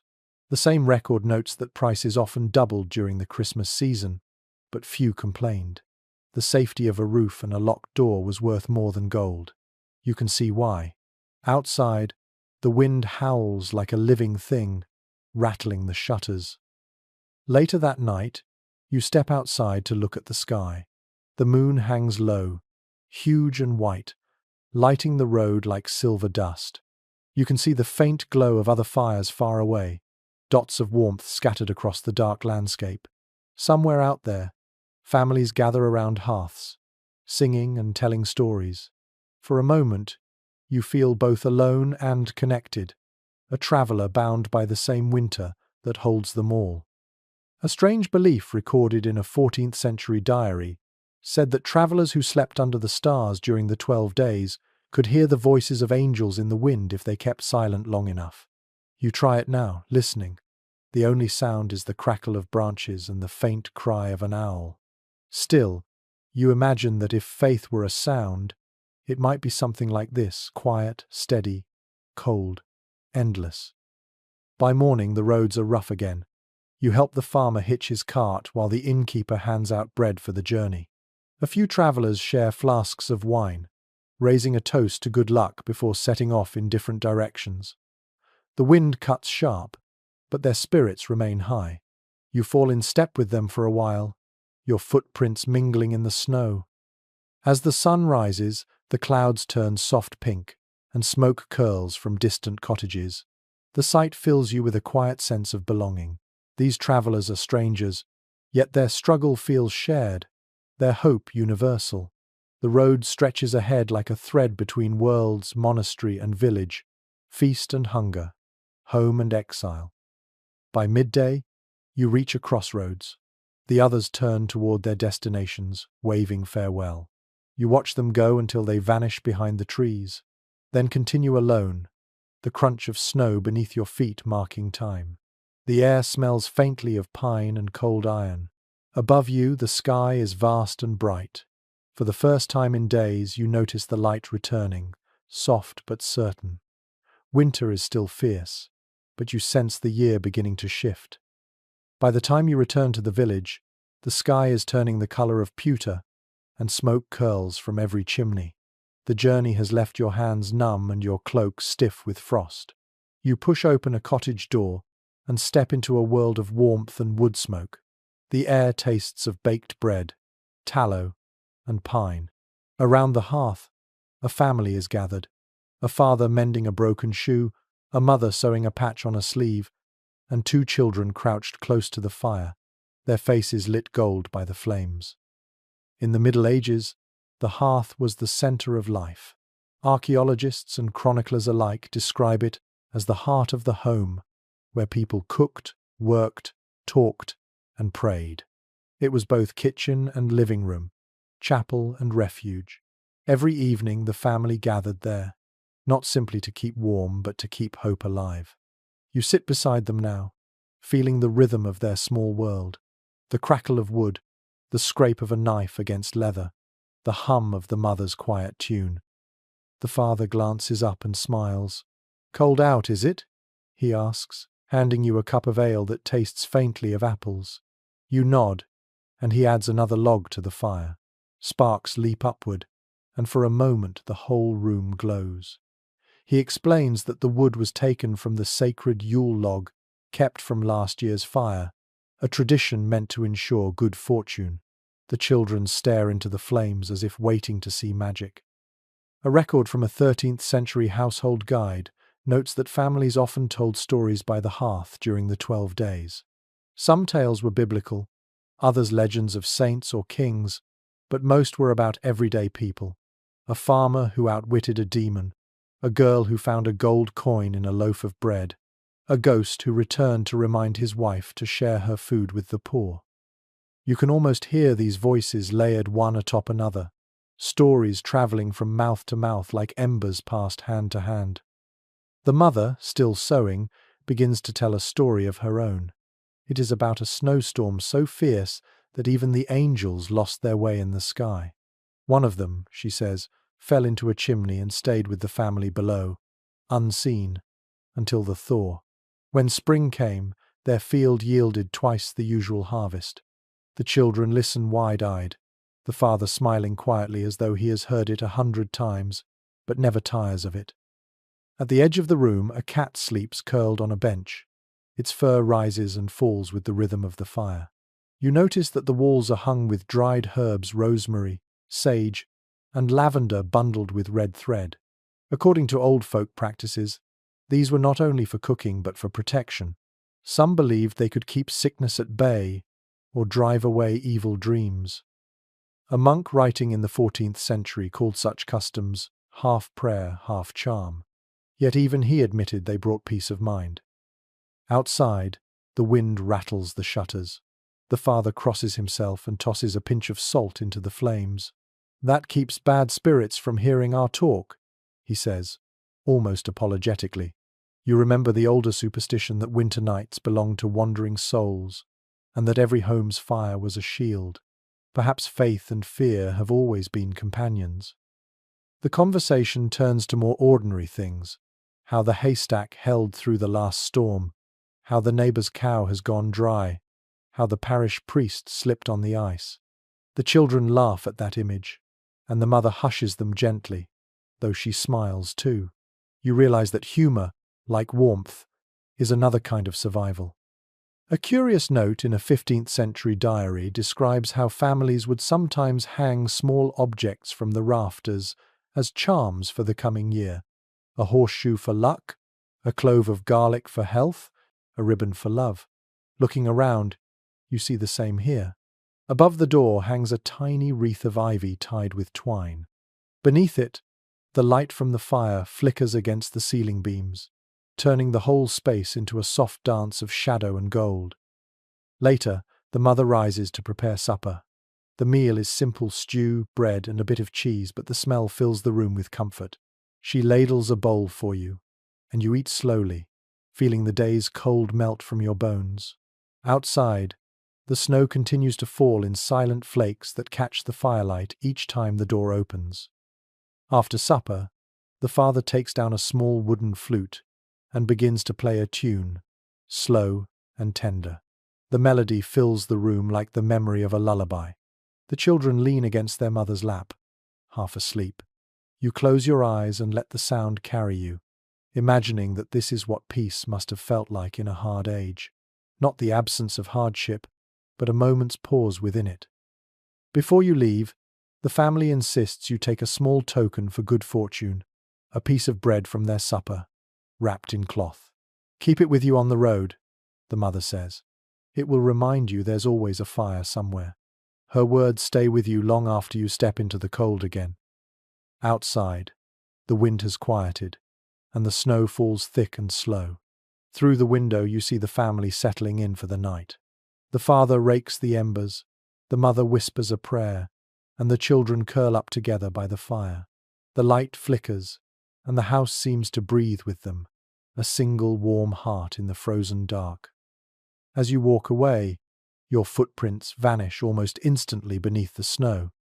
Behind you, the glow from the cottage fades to a faint amber spark. You think of all the homes across the land, each with its own fire, its own laughter, its own small stories. The thought warms you more than the cloak around your shoulders. The next morning dawns clear and dazzling, the kind of winter day that looks beautiful, but freezes your breath mid-air. The snow glitters like powdered glass across the rooftops, and the air carries a scent of pine and distant smoke. You walk through the village as people begin to stir, each doorway framed with touches of green. Holly glows red against pale wood, ivy curls around beams, and bunches of herbs hang above lintels. It is time to decorate for the holy season, a ritual both joyful and solemn. According to surviving parish accounts, villagers began decking their homes in greenery around Christmas Eve and kept it in place until Twelfth Night. The practice had deep roots, older than the church itself. Early writers described how even before the faith spread across Europe, people filled their houses with evergreen branches during the darkest days of winter. They believed that plants which stayed alive through frost carried magic against death and despair. When the church arrived, it gave new meaning to the custom. The same branches now symbolized eternal life, a promise of resurrection hidden inside winter's silence. You watch as a group of children gathers ivy from the hedgerows, their mittens stained green from sap. They sing as they work, a simple rhyme that blesses the plants and warns the spirits to stay away. Nearby, a woman trims holly and ties it into wreaths with bits of red thread. She smiles as you pass, explaining that the prickly leaves remind her of Christ's crown and the berries of his blood. Her voice is matter of fact, but her hands move with care. A curious detail in a 13th century account notes that people avoided bringing holly indoors before Christmas Eve, believing it unlucky to do so too early. Others claimed that holly belonged to men and ivy to women, and that whoever's plant dominated the decorations would rule the household for the coming year. You can imagine the laughter this belief must have inspired, couples teasing each other while pretending to hang garlands innocently. At the church, preparations are more elaborate. You step inside to find the pews lined with branches of yew and fir. The scent is sharp and clean, cutting through the lingering smoke of candles. Two altar boys stand on ladders hanging cloth banners embroidered with gold thread. The priest oversees the work with a mixture of reverence and pride. He tells you that every green leaf is a prayer in living form, a reminder that creation itself praises God even in the coldest season. Outside, the villagers continue their work. You pass a carpenter's shop where garlands are being twisted into circles for doorways. In the market, vendors sell sprigs of rosemary and laurel, claiming that the smoke of burning herbs will cleanse a house of envy and bad dreams. The mingled fragrances turn the square into an open-air chapel of scent. A traveller from Italy once described the smell of a northern village at Christmas as a forest walking, and you understand what he meant. In one corner of the square, an old man sits carving a wooden angel. His hands tremble slightly, but each stroke of the knife is sure. He explains that he makes one figure every year and leaves it at the church door after midnight mass. For the lost, he says simply, meaning those who died during the year. You notice that his carving carries a gentle smile, its wings unfurled as if ready to lift into the cold air. A fragment from a medieval poem celebrates this same season of greenery. Ivy and holly, king and queen of midwinter, keep our hearts from breaking in the cold. You repeat the lines softly to yourself as you walk, feeling its truth. The world outside is white and still, but every doorway now breathes with colour. As evening approaches, candles are placed in the windows beside the wreaths. Their flames turn the greenery into gold. Families gather around their tables, admiring the decorations and sharing simple food. You are invited into one house where the scent of pine fills the air. The mistress of the home explains that they keep a small sprig of holly over the cradle to protect the baby from the night breath, a phrase that once meant sickness. She pats the infant gently, humming a lullaby so soft it seems part of the candlelight itself.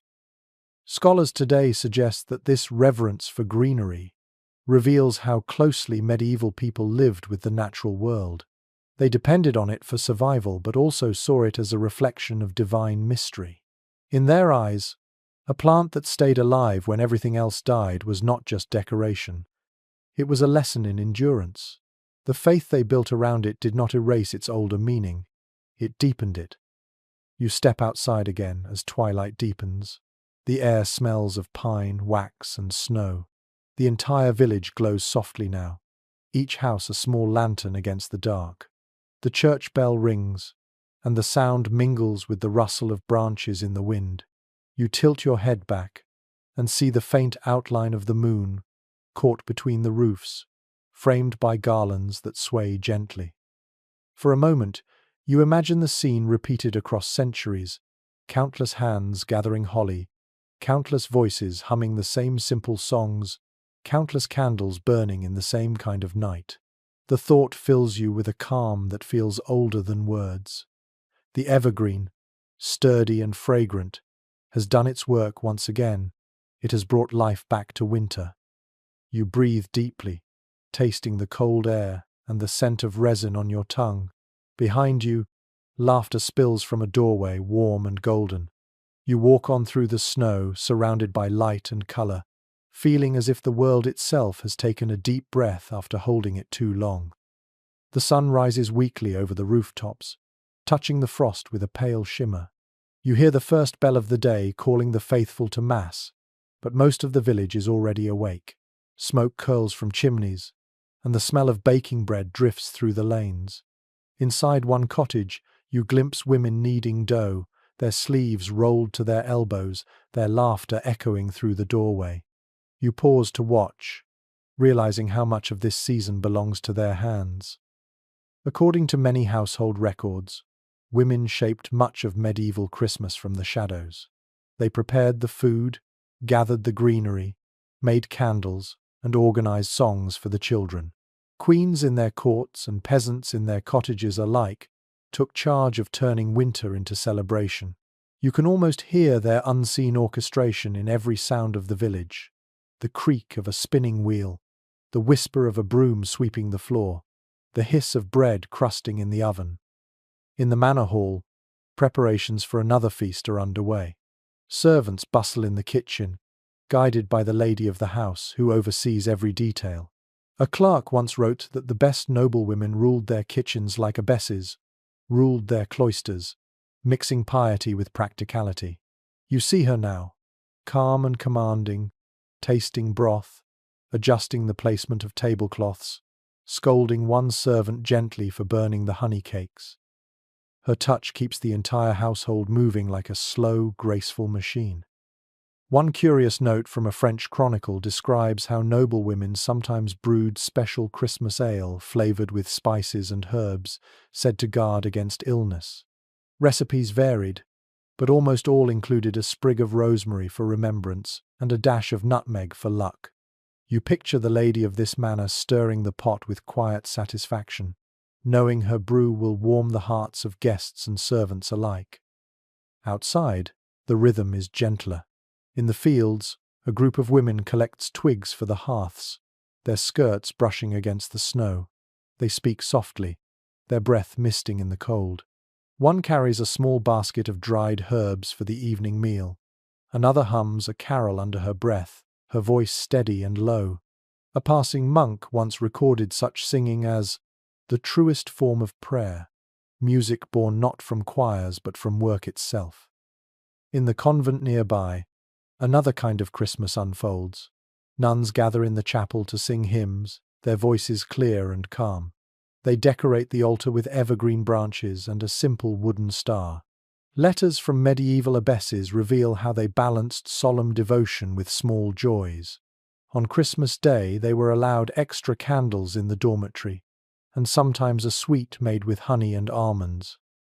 One abbess wrote to her sister, "We feast upon light, not flesh," yet the joy in her words feels just as rich as any noble banquet. Back in the village, women of every rank share one burden that the season cannot erase: endless work. They cook, clean, mend, and serve from dawn until the stars return. Yet within the work there is rhythm and grace, a kind of unspoken power. A peasant woman you meet at the well tells you she has already baked 6 loaves of bread for the feast, brewed ale, and spun enough wool for 2 cloaks. She laughs at your astonishment. "The Lord's Day waits for no one," she says, dipping her bucket. Her breath rises like smoke. An old folk saying recorded in a rural parish book declares that a woman's hands build Christmas while men toast to it. The line is teasing but true. You see it in the way the village moves. Men carry wood, tend animals, and drink the ale that women brewed. But it is the women who ensure the house smells of herbs and bread, who lay the table, who make the holiday visible. A travelling friar once wrote about visiting a widow's cottage during Christmastide. She had little, just a loaf of bread, a cup of ale, and a single candle, but she insisted on sharing it with him. When he tried to refuse, she said, "It is not feast or famine that makes Christmas, but company." You think of her words now as the villagers gather in clusters, exchanging food, songs, and stories, many of them led by the quiet confidence of women.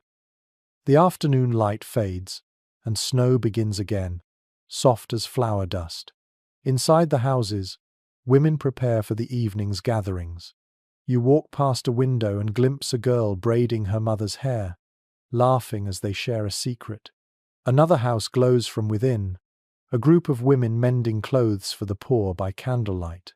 Their faces are serious, but their voices hum a soft tune that sounds older than the church bell. Historians today often speak of how women's labor shaped not only domestic life but culture itself. The songs they taught their children, the recipes they guarded, the rituals they performed at firesides, all these left traces stronger than any royal decree. Without them, the season would have been a shadow, prayer without comfort, ritual without warmth. As night falls, the last of the chores are finished. The fires burn low, and the sound of spinning wheels gives way to quiet conversation. The women sit for a moment of rest, their hands finally still. The oldest of them, her hair silver in the firelight, murmurs a prayer of thanks. Her words are simple, but they carry weight: gratitude for warmth, for food, for each other. You step outside again. the snow glowing faintly in the moonlight. The village is silent except for the distant sound of someone singing a cradle song. The voice is soft, almost a whisper, but it carries across the fields. You listen until the last note fades, and in that silence, you understand that the real miracle of this season is not found in gold or grand feasts, but in the steady hands that make every hearth glow. The snow has stopped, leaving the world wrapped in a soft silence. You walk through the village and hear the sound of laughter floating from every doorway. Inside the homes, fires burn bright, and the smell of sweet pastries and cider drifts into the cold air. It is the children's time now. Christmas, for them, is a season of wonder, of glowing candles and whispered secrets. According to writings from medieval teachers and clerics, children looked forward to Christmas with a mixture of awe and excitement. In a world that offered them little leisure, these days of rest felt like a dream.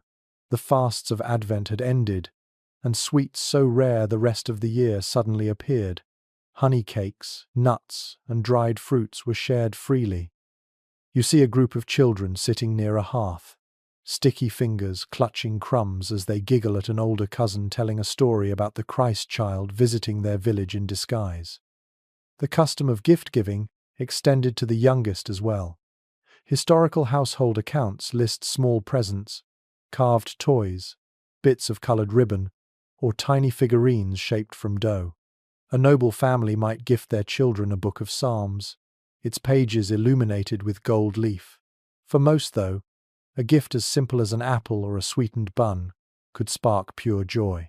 One chronicler from Norwich noted that no king ever smiled so wide as a child given a raisin on Christmas morning. You stop to watch a group of boys dragging a sled made from a broken barrel. Their laughter echoes off the frozen cottages. One falls, another pulls him up, both covered in snow but grinning. A girl joins them, tossing snow into the air like confetti. Their games leave tracks across the square, a map of joy etched into the white ground. Inside the church, the evening's miracle play is about to begin. The children crowd near the front, eyes shining as candles flicker along the stone walls. The story is familiar, the manger, the shepherds, the angels, but to them, it feels brand new each year. The youngest gasps when the angel appears in shining robes, and a little boy dressed as a lamb forgets his lines, prompting laughter that ripples through the pews. You can see why medieval priests tolerated this noise. It was proof that faith could be joyful. A curious note from a monastery school describes how, during the Christmas season, children were allowed to lead certain services in mock imitation of their elders. They appointed a boy bishop, who blessed the congregation and processed through the streets with laughter and song. Though the church later tried to suppress this custom, many towns continued it secretly. It was part of the same spirit that crowned the Lord of Misrule, a brief turning of the world upside down, laughter in place of solemnity. After the play, the crowd spills into the square. Someone brings out a wooden bowl filled with warm spiced milk, and the children take turns sipping. Steam curls in the air like invisible ribbons. The priest watches with amusement, and for once, no one scolds them for running or shouting. In these fleeting days, even mischief feels holy. You walk through the village and see more small miracles unfolding. A mother lifts her baby to look at the candles in the window. The child's eyes widen, reflecting the flames. Two brothers sit on a step, sharing a crust of bread and pretending it is a king's feast. Around them, adults pause in their work to watch, smiling quietly. A traveller's diary from the late Middle Ages mentions that Christmas reminded people to see the world as children did, full of marvels, fragile but beautiful. The child knows what the man forgets, the writer mused, that every light is a gift, and every laugh is salvation. You think of that now as the children's laughter mingles with the faint tolling of the church bell. As night deepens, the families return indoors. You are invited into one house, where 4 children sit by the hearth listening to their grandfather. His voice is slow and rhythmic as he tells a story of a star that sang. The children lean closer, their eyes reflecting the firelight. When the tale ends, they beg for another, and he chuckles before beginning again. The oldest girl falls asleep halfway through, her head on her sister's shoulder. Modern historians often remind us that childhood in the Middle Ages was brief and harsh. Many worked from a young age, and winters were cruel. Yet for a few days each year, they were allowed to be simply children, to sing, to play, to eat until they were full. You feel the importance of that mercy, small as it may seem. When the house quiets, the mother tucks each child into a straw bed near the fire. She murmurs a prayer that angels will guard them through the night. You step outside and see the glow of dozens of fires through the mist. Behind every one of those windows, other children are dreaming of stars, of saints, of warmth that never fades. You stand still for a moment, your breath hanging in the cold air. The world feels softer now, alive with innocence that even war and hunger could not erase. Somewhere, a single voice hums a lullaby, the same tune that has echoed through centuries. It drifts across the snow like a blessing, reminding you that joy, once shared, never truly disappears. Morning arrives wrapped in mist, soft and still. The snow crunches under your boots as you walk toward the square. A faint smell of baking bread and boiled ale drifts through the air, mingled with smoke from the hearths.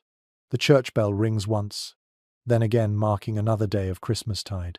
It is a day for both generosity and trade, for giving and receiving, for testing the delicate balance between charity and commerce that defines the season. According to surviving guild records, merchants often made their greatest profits in the days following Christmas. Markets reopened with stalls full of spices, fabrics, and trinkets meant for the feasts that continued until Twelfth Night. You see them now, traders in heavy cloaks, their carts piled with goods, their breath visible in the morning chill. They shout their wares in voices hoarse from the cold. Warm gloves, fresh bread, candles and ribbons for your tables. The noise fills the square, a hum of survival disguised as cheer. At the same time, the church doors stand open for almsgiving. The poor gather patiently, some carrying baskets, others holding their children by the hand. A clerk stands beside the door with a ledger, taking note of donations. You watch as a woman from the manor house arrives, her servant carrying a basket of food wrapped in linen. She kneels to speak softly with an old man waiting in line and presses a loaf into his hands. The act feels genuine, the gesture of someone who remembers that kindness is a kind of power. A letter written by a monk in the 14th century mentions that giving to the poor at Christmastide was considered more than duty, it was purification. For what joy is kept and not shared, he wrote, soon rots in the keeping. His words seem to echo in the sound of coins dropping into bowls, in the murmured blessings that pass between giver and receiver. Not all generosity comes easily. Near one stall, a merchant argues with a beggar over a measure of grain. The merchant insists he cannot give away what he must sell. The beggar replies that God rewards mercy more than profit. Their voices rise until a passing priest steps in, offering to pay for the grain himself. Both men fall silent, and the merchant, shamed, adds a handful extra to the bag. The priest smiles faintly and walks away without another word. A curious account from a chronicler in London describes a strange tradition that blurred the line between charity and theatre.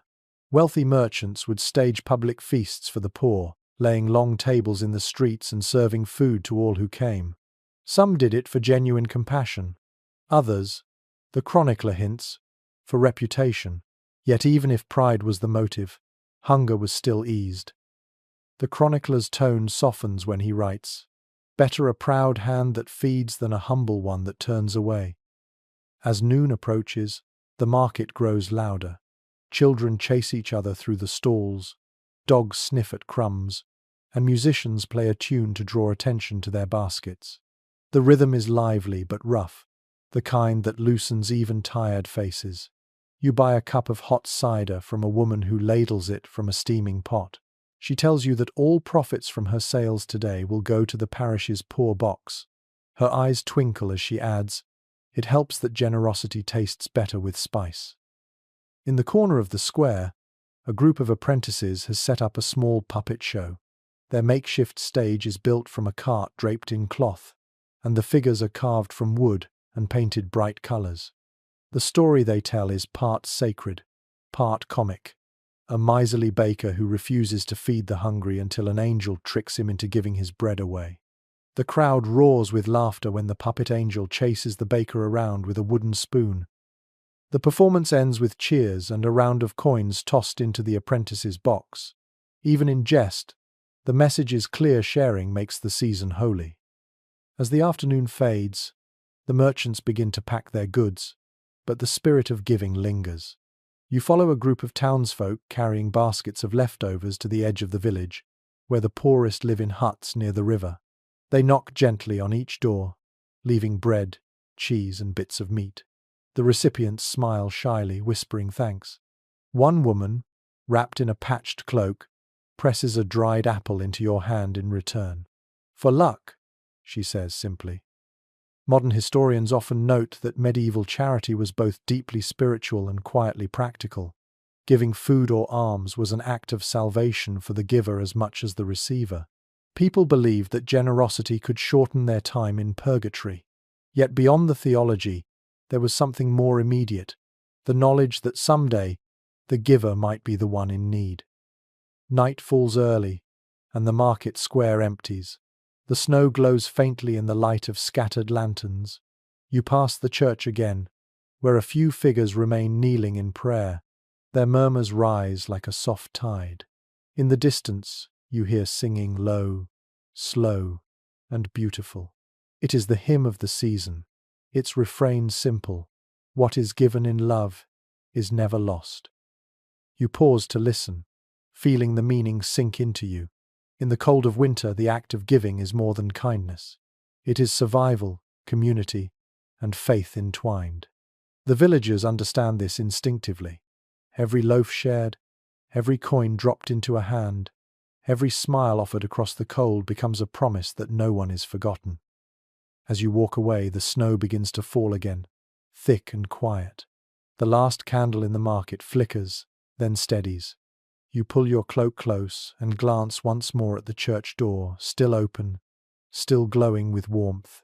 The world outside may be frozen, but inside, hearts are still moving, still generous, still alive.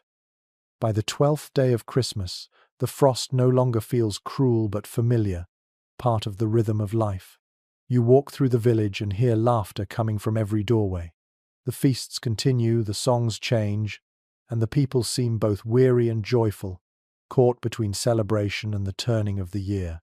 This morning, however, you notice something new. Travelers on the road who speak different languages, their clothes cut in unfamiliar styles. You realize that Christmas in the Middle Ages was not one story but many, woven across all of Christendom. Contemporary accounts reveal that while the meaning of the season remained the same everywhere, the birth of hope, the triumph of light, its expression varied from land to land. In England, villagers filled their homes with holly and ale, while in France, nobles set tables laden with goose and gilded pastries. In the Italian cities, children carried small cradles with carved figures of the Christ child, and in the colder reaches of the Holy Roman Empire, people built great fires in the squares, feeding them with branches of fir to warm the towns through the long night. You begin your journey southward in your imagination, crossing the Alps where snow piles thick and the sound of church bells echoes through the valleys. In a small Italian village, you picture friars assembling a nativity scene for the first time. Chroniclers credit St. Francis of Assisi with creating it in the 13th century. He wanted people to see the story of the manger, not merely hear it. The villagers brought real animals into a cave, lit candles, and sang hymns until dawn. You can almost hear their voices, soft and reverent, rising with the scent of hay and wax. Farther east, in the bustling cities of the Holy Roman Empire, the holiday takes a grander shape. Guilds sponsor pageants, and apprentices parade with torches through narrow streets. A record from Nuremberg describes how bakers gifted bread to orphans, while the goldsmiths offered coins for the church's repairs. The sound of trumpets echoed through the squares as the magistrates processed in velvet robes. Yet even here, amid wealth and ceremony, the heart of the season remains the same, a feast for the humble as much as the mighty. In France, the celebrations tilt toward elegance. Chroniclers write of tables stretching the length of halls, covered with roasted peacocks and fine wines. Candles flicker in polished goblets, and troubadours sing verses that blend praise for God with compliments for their patrons. A noblewoman might toss coins to musicians, while peasants outside the gates sing their own songs, more rustic but no less full of joy. One observer from Paris wrote that every street, rich or poor, shines alike with song. In the far north, the tone changes again. There, among snow-covered forests and long nights, the people's Christianity still carries a trace of older magic. They light fires to banish the dark, hang charms of straw shaped like suns, and tell stories of spirits who guard the home until dawn. A visiting monk once complained that these customs smelled too much of pagan memory, but even he admitted that they gave the people comfort. Modern historians still debate whether these practices were remnants of older solstice worship or simply the natural way human beings keep faith with the seasons. You imagine crossing eastward toward the great cities of Byzantium, where Christmas takes on a tone of shimmering ritual. The Hagia Sophia glows with thousands of lamps reflected in golden mosaics. The congregation listens as choirs sing in voices so pure they seem unearthly. A Byzantine poet wrote that the light of the candles moved like angels on the walls. It is a far cry from the rough joy of the northern fairs, yet the intent is the same, to celebrate the moment when divinity entered the human world. Across these lands, the food, the music, the prayers differ, but the rhythm is shared. Each community, in its own way, builds warmth against the cold, some through splendor, some through simplicity. A merchant in Venice gives coins to a sailor's widow. A peasant in Bohemia saves a crust of bread for a neighbor's child. A monk in Norway lights a single candle and whispers a psalm. Together, these acts form the tapestry of a continent's devotion. An English traveller's diary from the late 14th century describes his astonishment at finding himself in a German village on Christmas Eve. Though he did not understand the language, he wrote that he felt at home by the sound of their song. The words may have been foreign, but the rhythm, the cadence of joy and gratitude was the same. You think of that as you listen to the hum of voices around you, 1,000 tongues telling one story. By nightfall, you return to your imagined village. The bells are ringing again, calling everyone to Mass. Inside the church, the decorations look familiar. Greenery on the altar, candles in every niche, the air heavy with incense. Yet you sense the presence of distant lands within this space. The melodies from Italy, the solemnity from Byzantium, the firelight from the north all seem to meet here in the glow of a single flame. You stand among the villagers as the priest lifts his hands in blessing. His words are spoken in Latin, but their meaning transcends any tongue. Peace, renewal, light.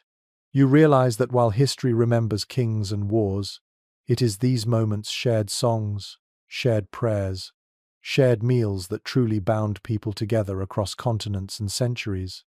When the service ends, you step outside. The snow reflects the candlelight spilling from the church windows, and the stars glitter above like scattered embers. You look toward the horizon and imagine all the other fires burning tonight, in other countries, under other skies. The same warmth, the same hope, the same defiance of winter. It is, and always has been, the quiet unity of the human heart. The air feels heavier tonight, as if the darkness itself holds memory. You walk through the quiet fields, snow crunching softly beneath your boots. Far off, a line of torches glows along the ridge where the villagers have gathered.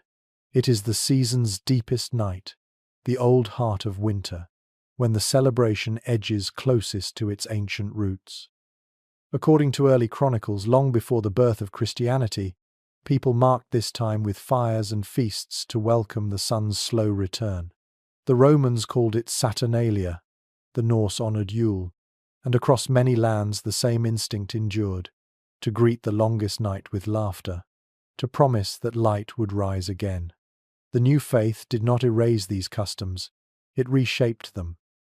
The same fires that once called the sun now celebrated the sun, and the same evergreen branches once tied to gods of harvest now adorned churches in praise of everlasting life. You reach the hilltop where the villagers are preparing the bonfire. Piles of oak logs and dried brush rise taller than a man. The people stand close together, their breath visible in the cold. A priest blesses the fire with holy water, and an old woman mutters a second charm under her breath for good measure. No one minds. This night belongs to all prayers, spoken and unspoken alike. When the torch touches the wood, the blaze roars to life. The flames climb high, their light reflecting off the snow until the night turns gold. The heat washes over you, carrying the smell of pitch and pine resin. Sparks rise into the air like stars, vanishing as quickly as they are born. Around the fire, people begin to sing slow at first, then louder, voices blending into a single rhythm older than memory. A curious note in a 12th century sermon complains that villagers still honoured sunrise feasts at Christmastide, greeting the dawn with dancing instead of prayer. Yet even that priest admitted that joy itself was a form of devotion. Scholars today continue to discuss whether the church adopted the midwinter festival deliberately or simply found itself swept into a tide of human celebration too deep to stop. Whatever the truth, the result was harmony rather than conquest, old customs reborn inside new meaning. A man standing beside you tells a story his grandfather once told him.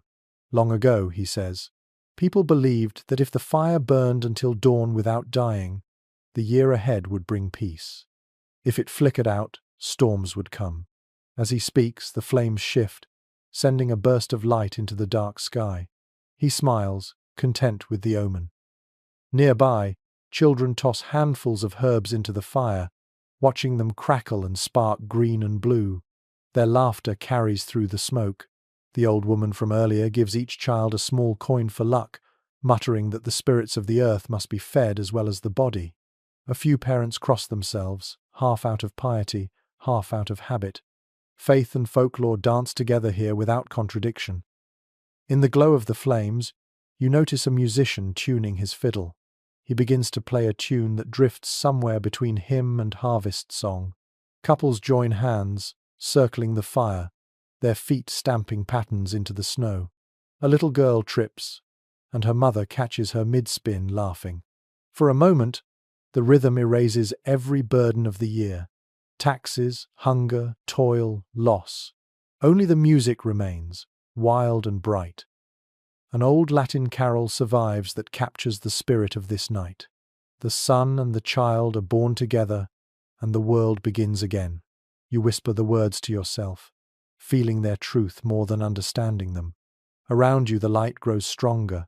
Even the stars seem to fade in the face of such brilliance. As the fire burns lower, the villagers sit in small groups sharing food from baskets, bread, cheese, roasted apples and flasks of ale. They pass the food around freely, feeding strangers as readily as kin. One man tears his loaf in half and offers it to you with a nod. The gesture is simple, but carries the weight of centuries. To share food beside a fire in the heart of winter is to declare allegiance not to tribe or faith, but to life itself. A passing friar once described witnessing such a scene with wonder. He wrote that men worshipped without knowing, and God smiled upon them anyway. His words linger in your mind as you watch the flames dance lower and lower, until only embers remain. Finally, the priest steps forward again. He lifts his hands and offers a prayer for the coming year, for peace, for health, for mercy. When he finishes, silence settles. The wind shifts, carrying the smell of smoke away. The villagers rise, brushing snow from their cloaks, and begin the slow walk home. The old woman stays behind a moment, poking at the coals with her staff. When she sees you watching, she smiles. "The fire always returns," she says softly. "It only sleeps." You turn toward the village, the snow gleaming faintly beneath the stars. Behind you, the embers glow like a heartbeat in the darkness. You think about how traditions survive not through rules, but through memory, through the warmth of gatherings like this, through stories told beside the flames, through a human need as ancient as hunger. As you walk, the eastern sky begins to pale. The first light of dawn spills over the fields, faint but certain. The sun has returned, and with it, the promise of another year. The year is turning again, and you can feel it in the air. The snow lies deep in the ditches, the sky a sheet of dull silver, but the bells still ring. Their sound rolls across the empty fields like breath itself, calling people to gather one more time before the season ends. You pull your cloak tighter and follow the sound toward the village. According to the chronicles that survived the worst centuries, Christmas never truly vanished, even when the world seemed to collapse around it.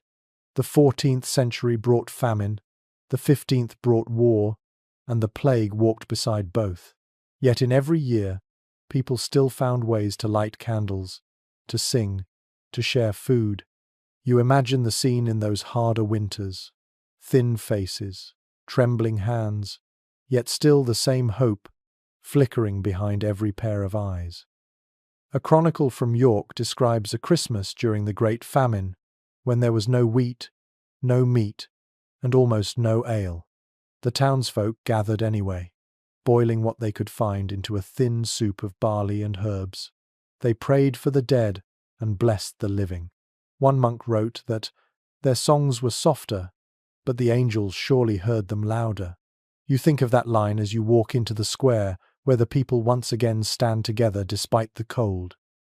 The church door stands open. Inside, candles burn in memory of those lost to sickness and hunger.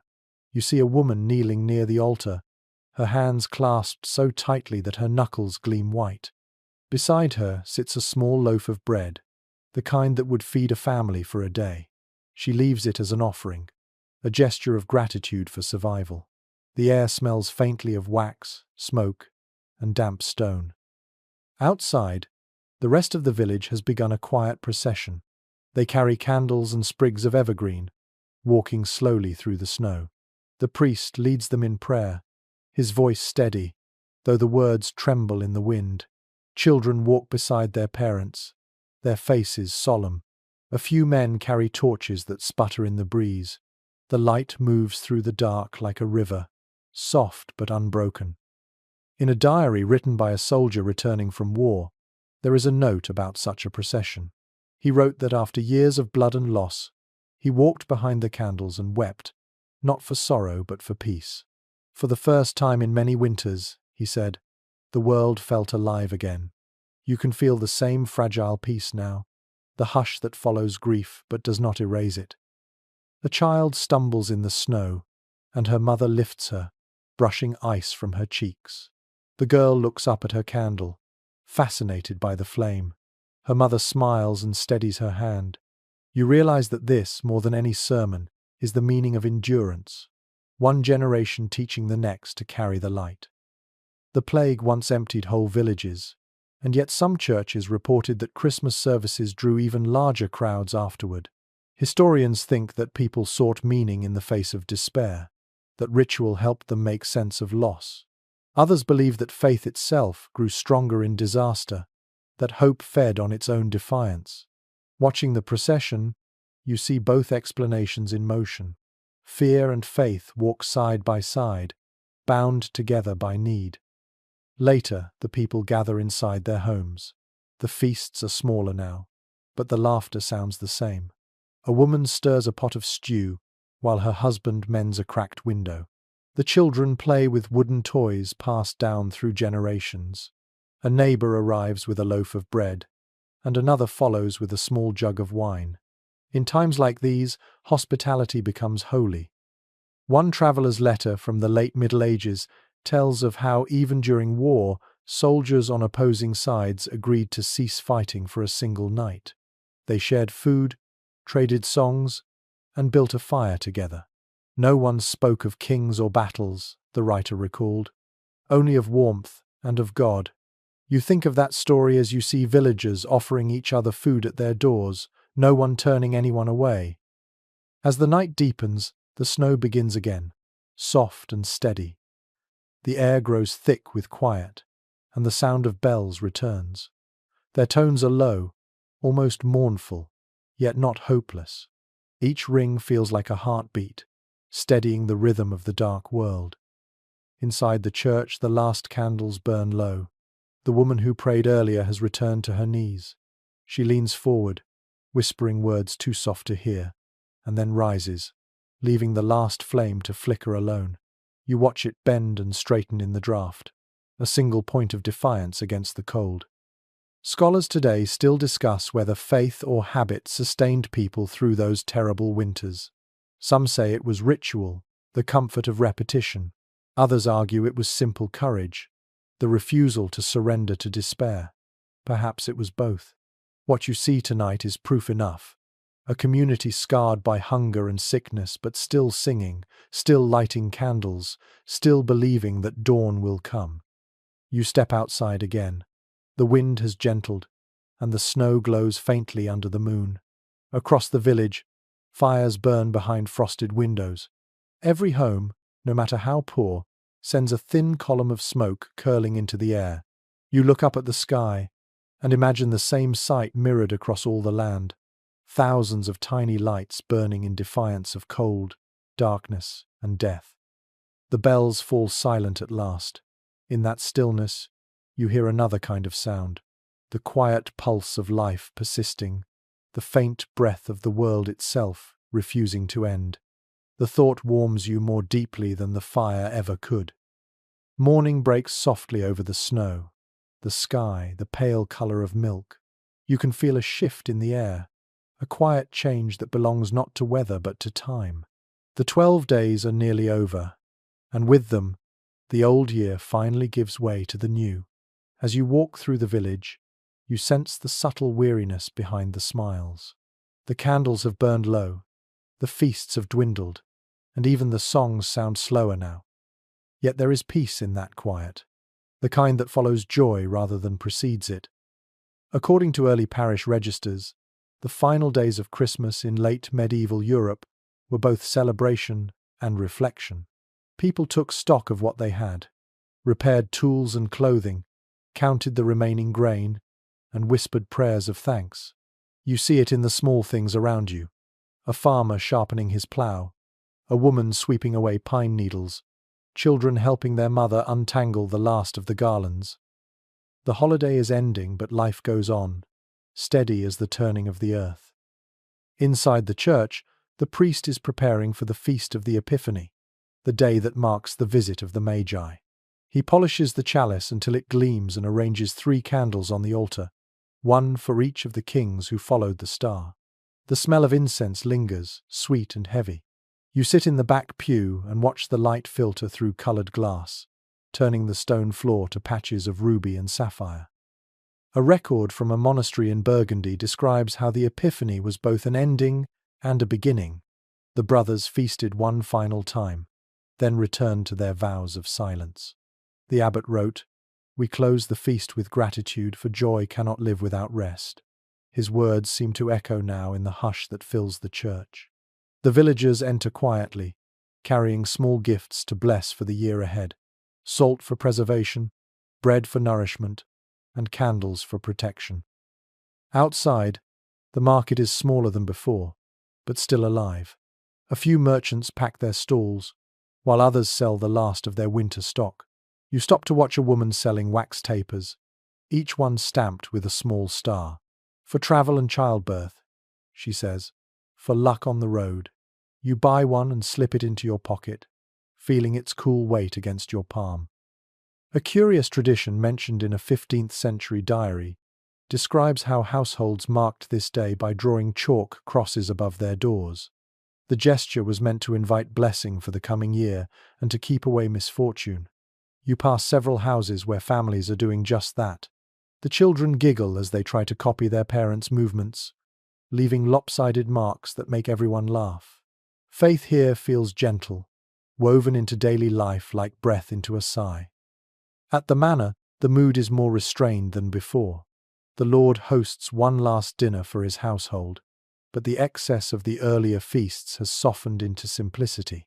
Platters of roast meat give way to vegetable stews, and the conversation turns from music to plans for spring planting. The lady of the house raises a cup and thanks her servants for their loyalty. One of them replies with a toast of his own, awkward but sincere. For a moment, the usual barriers of class vanish, replaced by something like kinship. Historians have written that this period marked the slow transition between two worlds, the fading Middle Ages and the dawn of new thought. The printing press was beginning to spread across Europe, carrying ideas that would one day change faith itself. Yet even amid such transformation, people clung to their rituals. Carols still echoed in stone churches, fires still burned against the cold, and candles still shone in cottage windows. Tradition, like the evergreen, endured through every season of change. You walk through the village as twilight falls. The sky deepens to violet, and smoke rises from the chimneys once more. In the square, a small group of singers gathers for the final carol of the season. Their voices blend softly, the melody winding through the air like mist. The song tells of the Magi's journey, of faith found not in palaces but on a road beneath the stars. You close your eyes for a moment and feel the music settle deep in your chest. A traveller's account from the late 15th century mentions how, after the carols ended, people often shared predictions for the year ahead. Some read them in the ashes of the Yule fire, others in the patterns of melted wax. You watch now as an old woman tilts a candle over a bowl of water, letting the wax fall in drops. The shapes ripple and twist in the dim light. "A good year," she says quietly. "The earth is listening." When the song ends, silence drapes over the village like snow. One by one, the singers drift home, their lanterns bobbing in the darkness. The church bell tolls a final time for the season, slow and full. You stand alone in the square, watching the last candle flicker in the window of the tavern. The smell of smoke and pine hangs faintly in the air. Some scholars suggest that by the end of the 15th century, Christmas had already begun to change. Reformation and reform were coming, new ideas questioning old ceremonies. Yet none of that can touch this moment. The people you've walked among, monks, peasants, nobles, mothers, children, would not live to see the transformations ahead. What they knew was the rhythm of their days: fasting, feasting, praying, and laughing. They built meaning from small acts of kindness, and in that, they found eternity. You take a deep breath and look up. The stars above are bright, unblinking, ancient. Somewhere far away, the fires of other villages still burn. You imagine them like constellations scattered across the dark fields of the world, each one carrying the same promise that began in a manger centuries before. The night is still, the air sharp, and for the first time in weeks, the land feels content. The 12th night arrives quietly, wrapped in stillness. The snow outside lies untouched, and the moonlight falls across the rooftops in a pale shimmer.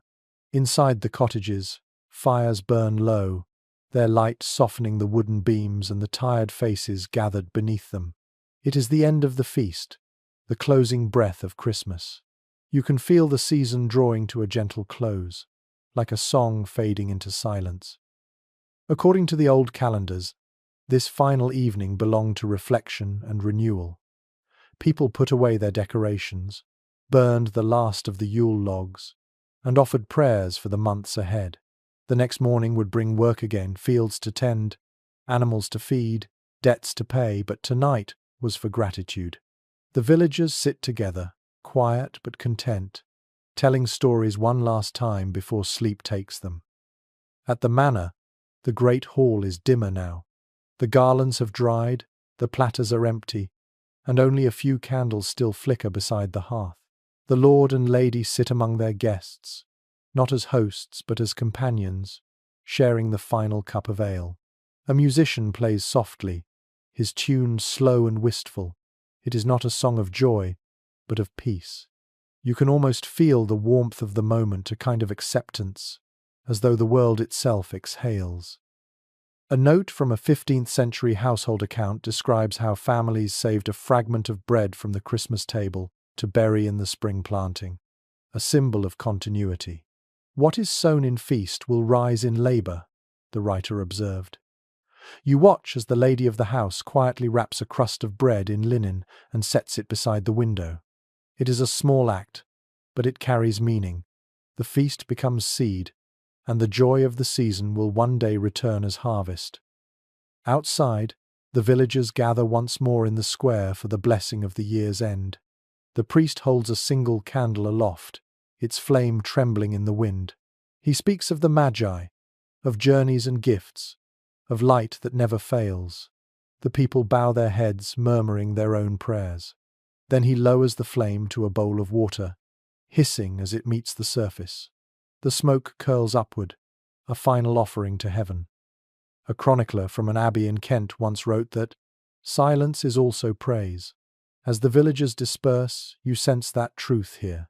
There are no grand speeches, no loud farewells, only the crunch of snow underfoot and the faint creak of doors closing for the night. Each family retreats into its home, leaving the square empty but for the footprints that mark their passing. Inside one small cottage, the family you met before sits by the fire. The children have fallen asleep. The father nods in his chair, and the mother hums softly while mending a torn sleeve. The sound is barely more than a whisper, yet it fills the room like a blessing. When she finishes, she folds her work neatly, looks into the fire, and smiles. The logs crack, sending sparks into the chimney.